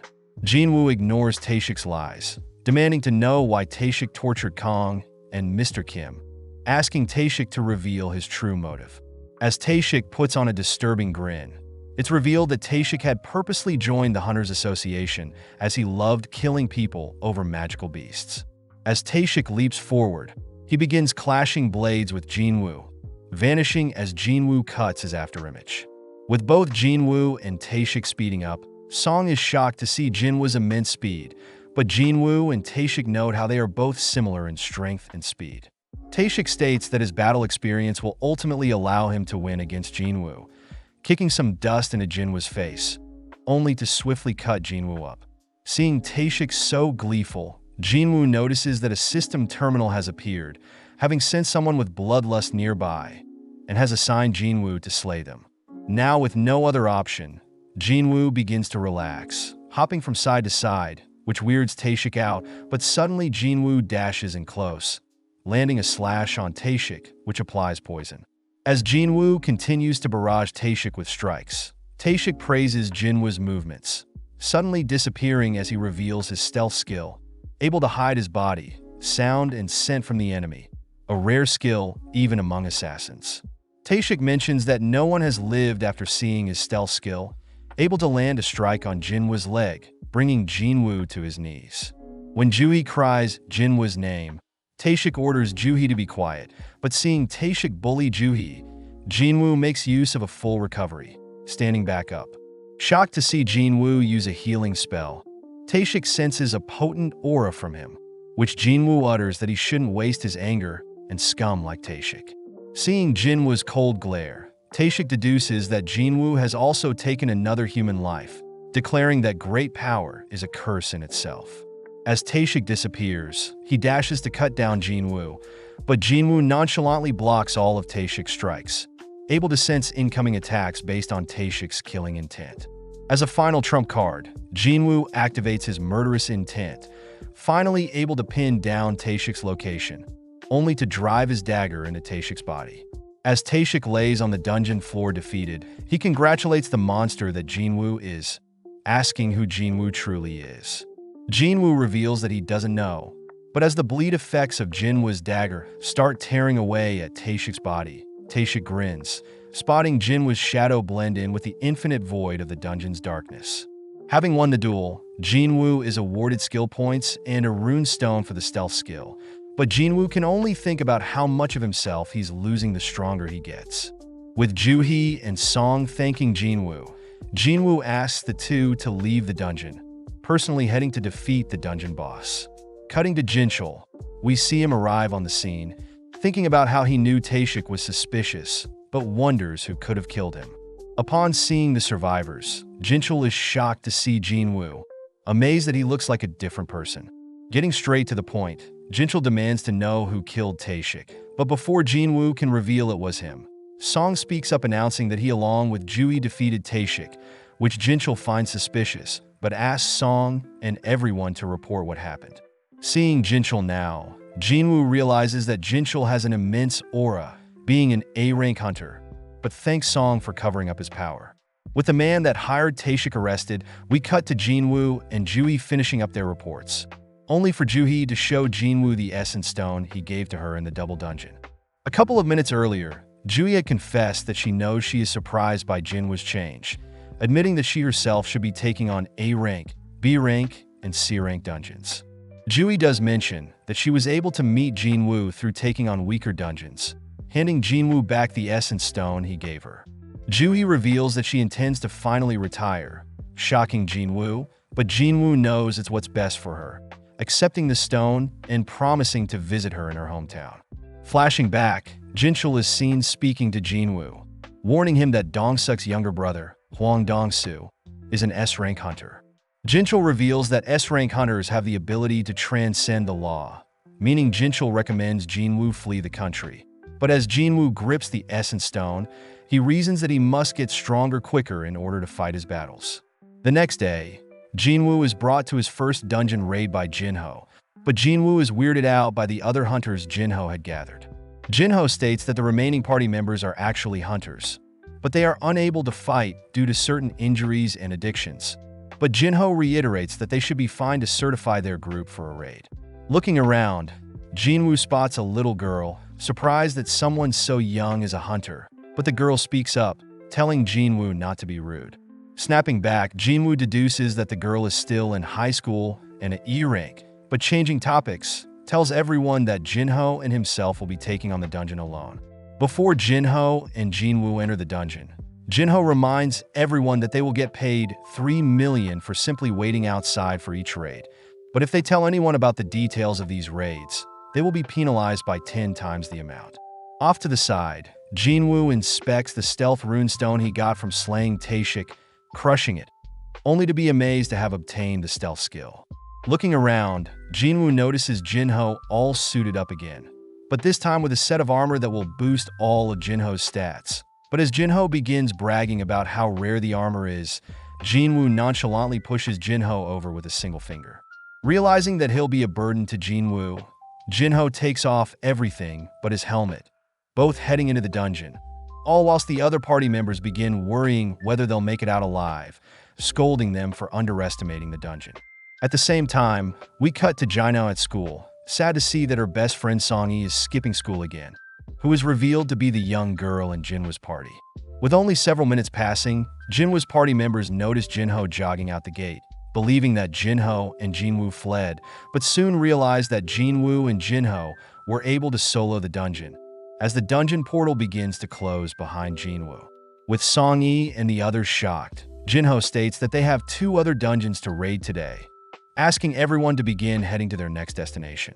In the next dungeon, we see Jinwoo draw the attention of all the goblins, waiting for Jinho to acquire as much essence stones as possible, only to dash towards the dungeon boss, instantly decapitating it. With several days passing, Jinwoo continues to grind various dungeons, racking up various levels, and even mastering his stealth skill, which Jinho never knew he had. Stopping for a breather, Jinwoo notes how easy it is to fight whilst invisible, but realizes his dash skill has leveled up. Sensing a beast approaching from behind, Jinwoo makes use of his new dagger-wielding skill and fatal strike skill, puncturing a hole in the beast. As Jinho begins collecting the slain monster's essence stones, Jinwoo begins recharging his mana with a potion, knowing that he should level his intellect attribute as his new skills are draining his mana. Jinwoo assesses his current power, placing himself between an A rank and B rank, still too weak to take on the Demon Castle. Out of nowhere, Jinwoo receives a notification from the system, notifying Jinwoo has reached the right level to take on the job change quest. Cutting elsewhere, we see a businessman, manager on, learn from another employee Kitchell that some strike team has paid 150 million to have the right to raid multiple C-rank dungeons. Looking into the raid team, On is shocked to hear the son of the Eugene Construction Company doing something so reckless, but realizes that Sung Jinwoo is part of the strike force, curious as to whether Jinwoo is hiding something. As Jinwoo and Jinho finish up another dungeon, we see on reveal to Kitchell that Jinwoo is quite suspicious, having participated in 3 calamities and survived them all. First was the double dungeon, second was Hwang Dong-suk's Hunter Strike team, and finally was Kong Tae-shuk's murder attempt. With all this in mind, On deduces that Jinwoo is reawakened, heading off to gather more intel on Jinwoo. As On and Kitchell head to Jinwoo's current location, they are both shocked to see several of Jinwoo's party lazing around in front of a dungeon portal. Chatting with Songi, On deduces that Jinho and Jinwoo are taking on the dungeons alone, shocked that he may have discovered something very valuable, quickly leaving for now. As Jinho and Jinwoo appear from the portal, Jinwoo apologizes as he's busy tomorrow, asking Jinho if they can delay their upcoming dungeon raids by a day, but at the same time we see someone listening in on Jinwoo's conversation. Elsewhere, we see a massive distorted flame slowly transforming into a huge ant, all whilst a man stands before the ant. Out of nowhere, we see the man helplessly watch as a woman gets devoured, but we suddenly cut to Choi waking up from a nightmare. Having fallen asleep at his desk, Choi reaches for some top-secret documents, knowing that their raid to retake Jeju Island is near. That same night, we see Jinwoo parting ways with his party members, only to be stopped by On and Kitchell, introducing themselves as members of the White Tiger Guild.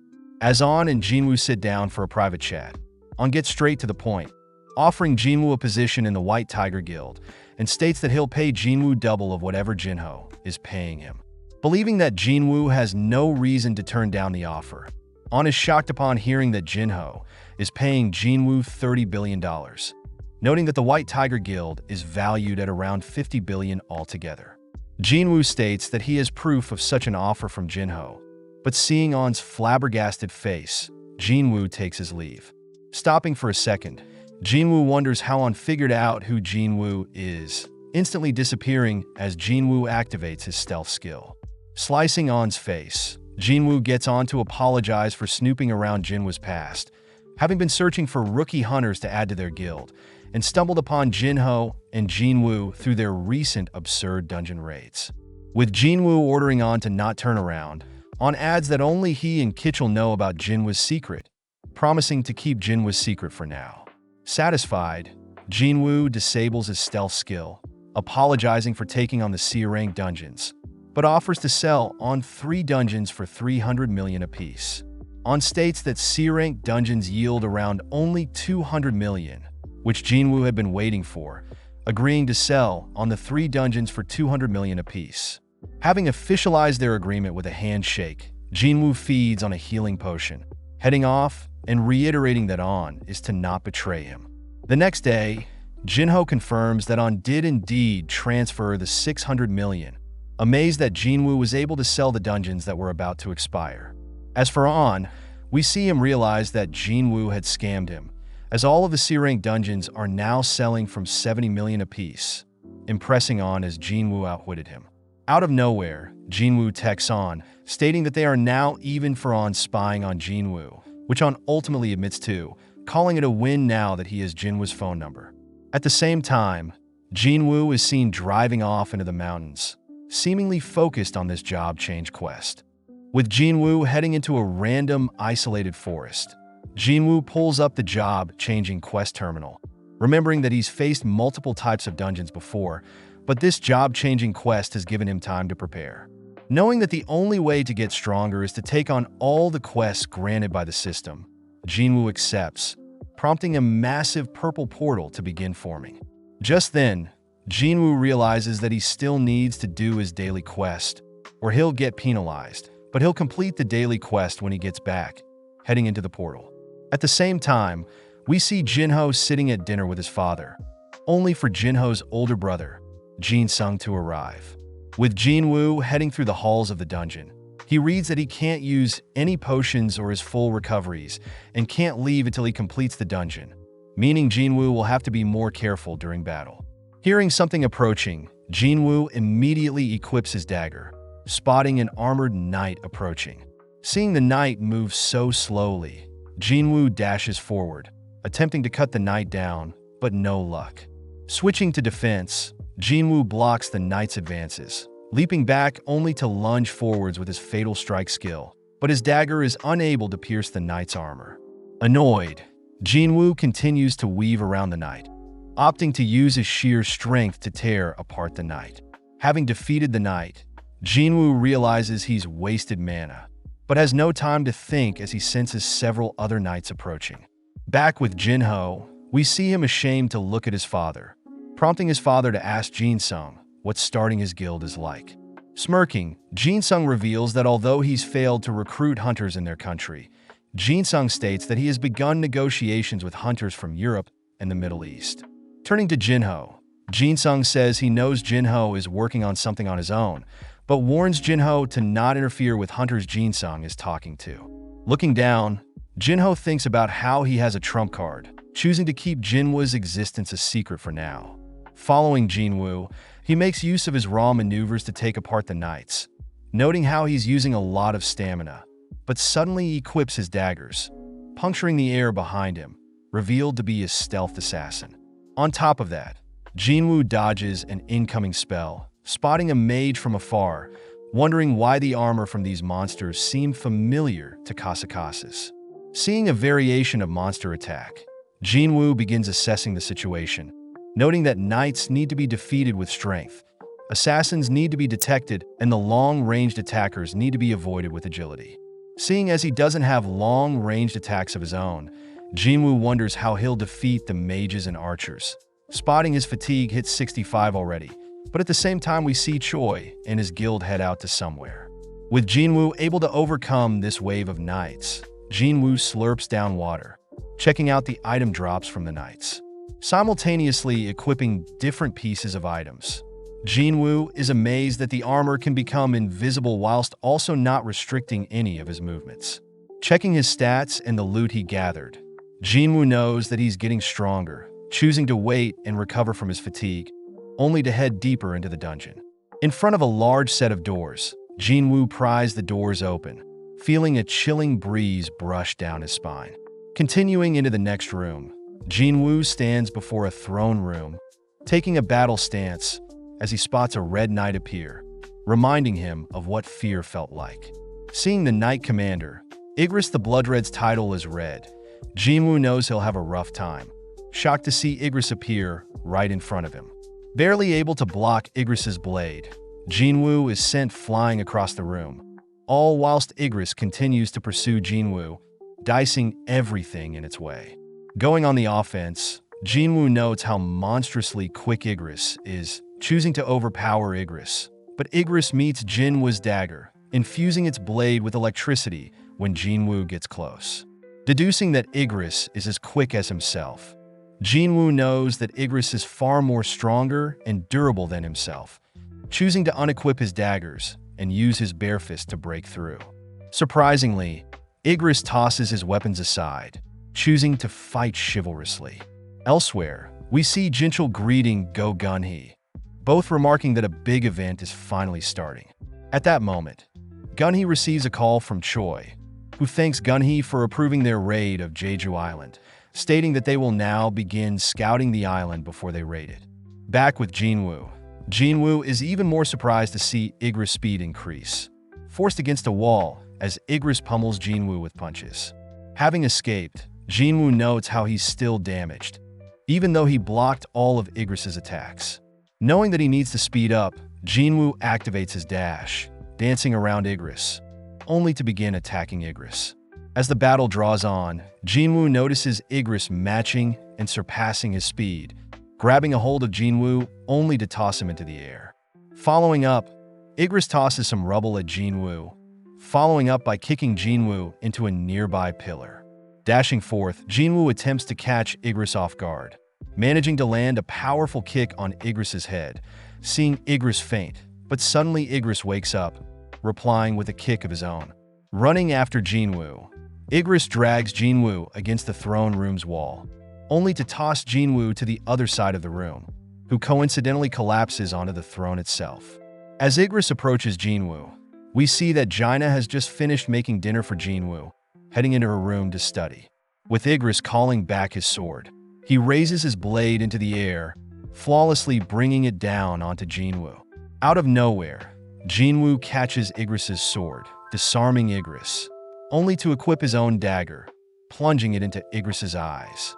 With Igris distracted, Jinwoo continues to push Igris back, smashing him against a wall, taking back his dagger, only to re-equip it, driving it into Igris's neck, this time channeling all of his skills to ensure it pierces Igris's armor. With a system terminal confirming that Jinwoo had defeated Igris, Jinwoo collapses to the ground, spotting that he had received 1.5 million gold, Igris's S-Rank helmet that grants Jinwoo 20 strength and vitality stat points, and finally a runestone for the ruler's hand skill.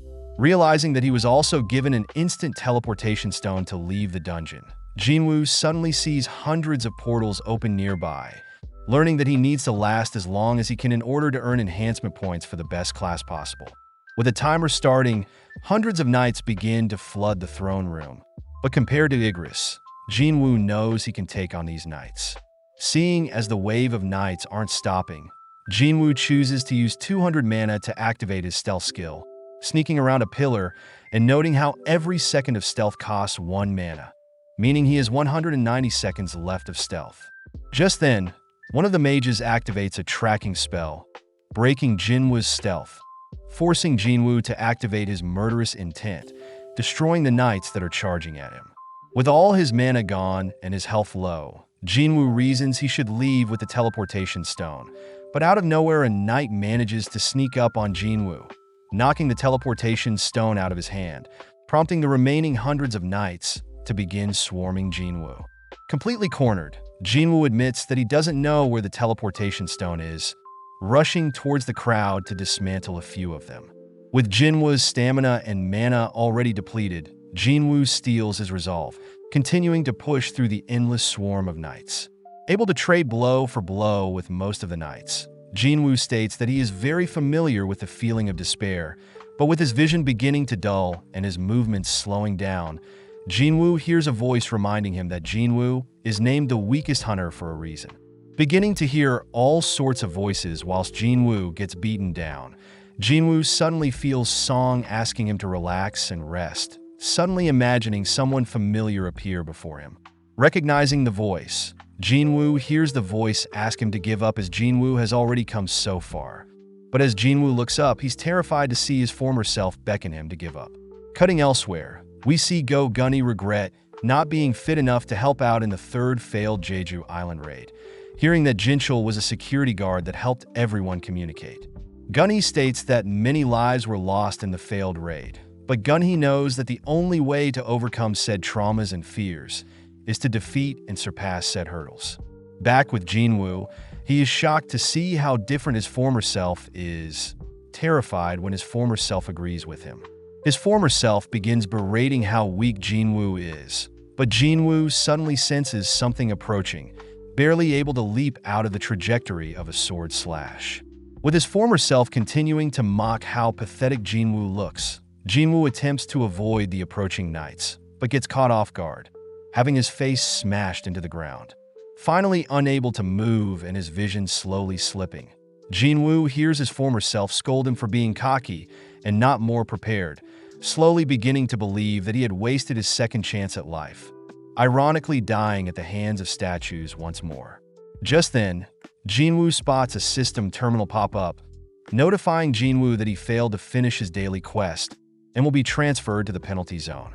With Jinwoo's former self congratulating Jinwoo for being lucky, Jinwoo finally falls unconscious only to wake up in the penalty wasteland, happy to see that the system must be cheering him on.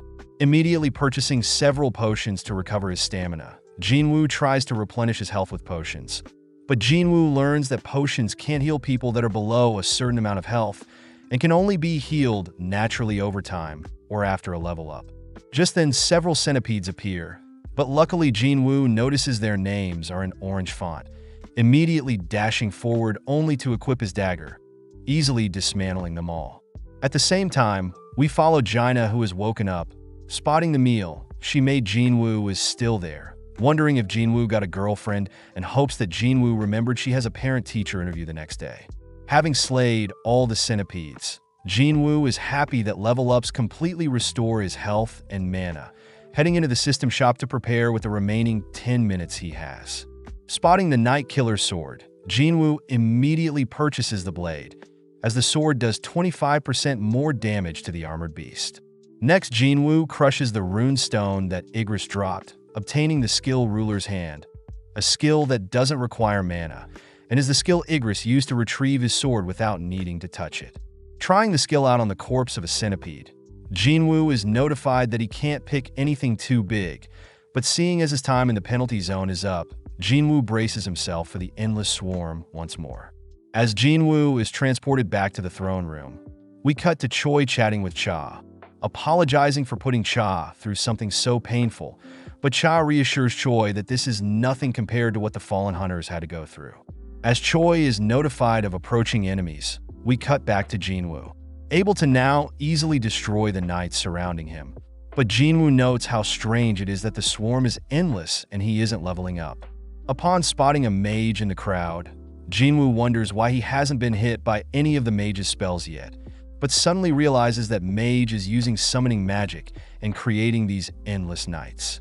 Leaping into the air, Jinwoo tosses his dagger at the mage, instantly killing the mage along with all of the mage's summons. With the system finally notifying Jinwoo of a monster slain, Jinwoo activates his stealth, luring all the remaining mages to track Jinwoo down, and in exchange Jinwoo spots 5 mages tracking his location. Retrieving his dagger with his ruler's hand, Jinwoo immediately slays another mage, bringing the total to 4. Making use of his ruler's hand, Jinwoo crushes the armor of a knight from afar, only to follow up by dragging another mage towards him, bringing the total down to 3. Sensing the 3 mages nearby, Jinwoo watches as the 3 mages combine their magic to summon a golem from the armor of the fallen, prompting Jinwoo to position himself above the golem. Able to run past the golem, Jinwoo begins making his way towards the remaining mages, able to evade the golem's punch, only to dash forth and slay the remaining 3 mages. Sensing the golem is still active, Jinwoo is forced to block the golem's attack with his dagger, ultimately punching a hole in the golem, finally ending the job change quest. Excited to see what types of job titles he will get to pick from, Jinwoo gets weirded out when the system terminal begins uttering cryptic lines, spotting the word Shadow Army highlighted. Out of nowhere, Jinwoo sees that he has acquired the Necromancy class, annoyed as necromancers are magic types who rely on their undead summons, whereas Jinwoo has been focusing on an assassin-type build. Fearing that he'll have to switch to a more passive role, Jinwoo chooses to deny the Necromancer role, but the system terminal reveals that the Necromancer role is a hidden class, giving Jinwoo another chance to reconsider. As Jinwoo walks around weighing the pros and cons, Jinwoo uses the mages that summon the knights as reference for the potential of the Necromancer class, coupled with the fact that the dungeons seem to be testing him, ultimately convincing Jinwoo. On top of that, Jinwoo can still be on the front line, and will have an army to fight alongside him, prompting Jinwoo to accept the Necromancer class. Upon accepting the quest, a dark smog begins wrapping around Jinwoo, all whilst the terminal rewards Jinwoo bonus points for exceeding the expected time, not using the teleportation stone, having more than 50% health remaining, and having defeated all the enemies. The system terminal notifies Jinwoo that he is able to upgrade his current class, completely consuming Jinwoo with darkness only for the darkness to swell into a ball, only to erupt. Jinwoo sees that his Necromancer class has been upgraded to Shadow Monarch, along with several other unique skills and 10 ability points. Shocked that everything happened so fast, suddenly seeing a dark shadow appear around the corpses of the defeated knights, spotting the word Shadow Extraction near the knights' bodies. The system terminal suddenly asks Jinwoo for a keyword to activate Shadow Extraction, but after a few seconds of thinking, Jinwoo chooses the words Arise. Out of nowhere, hundreds of Shadow Knights begin forming from the corpses of the defeated knights, shocking Jinwoo as he also sees that the skills Shadow Extraction and Shadow Storage allows him to use up mana to summon Shadow Soldiers along with storing and summoning whenever he likes. Knowing that the chances of shadow extraction change depending on strength of target along with time of death, Spotting his Shadow Knight and mages are regular rank and level 1. Just then, Jinwoo wonders if he can extract S rank and A rank targets, heading over to Igris. Seeing as there is a limit to how many shadow soldiers Jinwoo can keep, Jinwoo releases 11 existing soldiers, getting serious as Jinwoo cries for Igris to arise. With a powerful gust of wind bursting from Igris's corpse, Jinwoo unfortunately sees that his shadow extraction has failed, spotting that he has 2 more tries. Taking a deep breath, Jinwoo is pissed that Igris is not becoming one of his shadow soldiers, meaning Jinwoo only has 1 try left. Crying that the former King Igris is clinging to is no longer with him, Jinwoo states that Igris's abilities shouldn't be wasted, as Jinwoo offers Igris to serve him. With the final chant of Arise, Jinwoo smirks, sensing a powerful aura beginning to form, ultimately birthing the new shadow soldier Igris. With the system terminal notifying Jinwoo of his successful shadow extraction, it asks what Jinwoo will name his new level 7 Knight rank shadow soldier, but without a moment of hesitation, Jinwoo chooses to stick with the name Igris. As Igris and Jinwoo's shadow army kneel before Jinwoo, we cut to Choi and his guild, all completely shocked as they realize the ants they once knew are evolving, having sprouted wings. Returning home, Jinwoo catches up on some well-earned rest, waking up to Jaina calling him to remind him of her parent-teacher interviews. Dressing up, Jinwoo shocks Jaina, wondering if the man before her is truly her brother.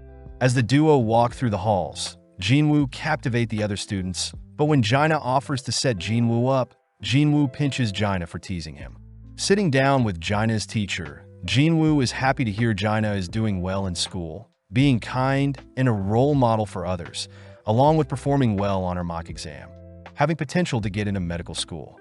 Before Jinwoo leaves, the teacher asks if Jinwoo would allow Jaina to become a hunter if she were to awaken, but without a second thought, Jinwoo says he wants to keep Jaina as far away from being a hunter as possible. As the teacher asks for Jinwoo's help, we cut to later that evening where Seongi is passing by. Spotting Jinwoo is waiting for her, showing Seongi a picture of himself and Jaina. Jinwoo confirms Seongi is friends with his sister, stating that as a E-rank hunter, Seongi won't last long as a hunter. Not wanting to stop being a hunter, Seongi demands that Jinwoo leave her alone, but having expected such a reaction, Jinwoo asks that Seongi follow him. At the same time, we see Jinchul awaiting someone's arrival, formally greeting the S-rank hunter Hwang Dongsu. Jinchul points out it's rare for Dongsu to be visiting the country he betrayed, knowing Dongsu is trying to search for Jinwoo and Jinho. Annoyed, Dongsu asks that Jinchul and his surveillance team turn a blind eye to what he is about to do, challenging them to stop him if they dare. Following Choi, he reports the evolution of the ants to Gunhee, stating that the ant they found had passed away, failing to fly over the ocean. But one day the ants will succeed. That night, Jinwoo greets An and Hyun, apologizing for the sudden call, but An is just grateful Jinwoo reached out to them. As An hears Seongi will be joining Jinwoo, An reminds Jinwoo that Jinwoo will be participating in their guild's training in a C-rank gate. Just then, a man calls out to An, asking him to speed things up. Introduced as Kim Chul, an A-rank hunter and the tanker leader of the assault team. An apologizes since Chul is quite annoyed having to take care of 2 newbies, but reassures Jinwoo that the assault team is also comprised of 1 A-rank hunter, 5 B-rank hunters, and 2 C-ranks. Adding Jinwoo and Seongi makes a 10-member squad. Jinwoo is disappointed seeing Seongi excited, alluding to a special quest he needs to take care of in this upcoming raid, but just like that the squad prepare to head into the gate. As Jinwoo follows after the leader, Jinwoo suddenly detects a strange aura from the gate, all turning to see the blue gate has transformed into a red one. Attempting to rush out, Jinwoo only manages to cry for An and Hyun to contact their guilds for help, alerting Baek that a red gate has appeared. Back with Jinwoo, he's horrified to see they've been placed in a snowy biome, a phenomenon caused by a red gate. Seongi asks Jinwoo what a red gate is, learning that a red gate is quite rare, replacing normal gates, and can only be conquered when the dungeon boss is defeated or the dungeon collapses, restricting any help from the outside world. At that exact moment, Two icicles are shot at the squad, one striking a C-rank hunter, but Jinwoo protects Songi from the other, drawing the attention of B-rank hunter Park Heejin. Seeing as the attackers are ice elves hidden in the nearby forest, Jinwoo knows the elves intentionally targeted the weakest of the squad first. Relieved, he has grown stronger as the elves scurry away. Seeing Songi horrified, Jinwoo states the ice elves are known as ice slayers, but just then Chul takes charge, stating their C-rank raid has become a B-rank quest. Chul promises to protect everyone, suggesting that they now split into two teams, stating those who follow him will survive, whereas the others who remain in their place will perish. Before a C-rank hunter can join Chul's team, Chul pushes them back, stating that he'll only take B-rank or higher hunters, stating that 1 day in the gate is equivalent to 1 hour outside, so dead weight is not needed in his party. Before Chul can head off, Heejin offers to stay with Jinwoo, whispering that she has impressed Jinwoo, noticed the ice arrow even before Chul did, believing Jinwoo to be at least A rank or greater. Chul states he'll take the main road into the forest, leaving behind the 4 others, only to stumble onto something in the forest. Spotting bear markings, Chul declares Jinwoo and the others will perish, but wonders why he considered Jinwoo the leader in the group they left behind. Out of nowhere, Chul orders his men to take formation, watching as various bears appear from the forest, scaring Chul's men. As a bear swipes at Chul, he raises his shield, shattering the bear's claws only to slice the bear into 2. At the same time, Jinwoo and the others head through the forest as well, told by Heejin that they're in ice bear territory and that they should leave as soon as possible. Jinwoo corrects Heejin, stating that as long as the weak ice bears are around, the smart elves won't appear, meaning it'll be safer in the forest. Seeing as it's quite cold, Jinwoo opens his inventory, retrieving several fur coats, catching the attention of others who know only high-ranked hunters can use subspace magic. With everyone warm and cozy, Songi asks who Jinwoo is, prompting Jinwoo to offer to help everyone, but in return they're not allowed to ask questions or boss him around. Appearing from the forest, a massive bear comes rushing at the gang, but Jinwoo asks everyone to stand back as he prepares to fight. Outside the gate, Beck fails to enter the red gate, hoping that Chul and some other hunters deal with the dungeon boss. On apologizes as he reveals that Jinwoo is also inside the gate, uttering that although Jinwoo is E-rank on believes him to be reawakened. At that moment, a car pulls up, outstepping Dong-soo. Beck demands to know why Dong-soo is here of all places, taunted by Dong-soo for allowing E-ranks into his gate. Annoyed, Jinwoo will pass before he can get to him. Back with Jinwoo, we see him annihilate the bears attacking him, impressed he had managed to level up. At night, the others are amazed Jinwoo single-handedly took out the bears, suspecting they must be close to the bear's lair, but they all wonder what Jinwoo is doing now. Having arrived at the bear's nest, Jinwoo calls for his shadow army to appear, prompting his knights to erupt from his shadow, all clashing with the horde of bears. Although the bears are able to tear through Jinwoo's shadow army, they simply revive in exchange for Jinwoo's MP. As the final boss bear shows its face, it eradicates all of Jinwoo's army with a roar, draining Jinwoo's MP completely. With no other choice, Jinwoo sends an Igris who coldly marches towards the bear. In an instant, Igris slashes at the bear's arm, blinking away as to evade the bear's attacks. Dashing back in, Idris punctures the bear from behind, following up by slashing at the bear's legs only to force it onto its knees. Before the bear can roar, Igris decapitates it, serving its head to Jinwoo. Jinwoo admits that he would have lost if Igris used his sword when they fought, and even now Igris may be stronger than Jinwoo himself. As Jinwoo wraps up the battle, we cut to Chul and his men, all being picked off one by the devious ice elves. With Chul unable to prevent his men from being slaughtered, Chul says he must survive and claim his title as an elite in the White Tiger Guild, choosing to flee from the leader of the Ice Elves.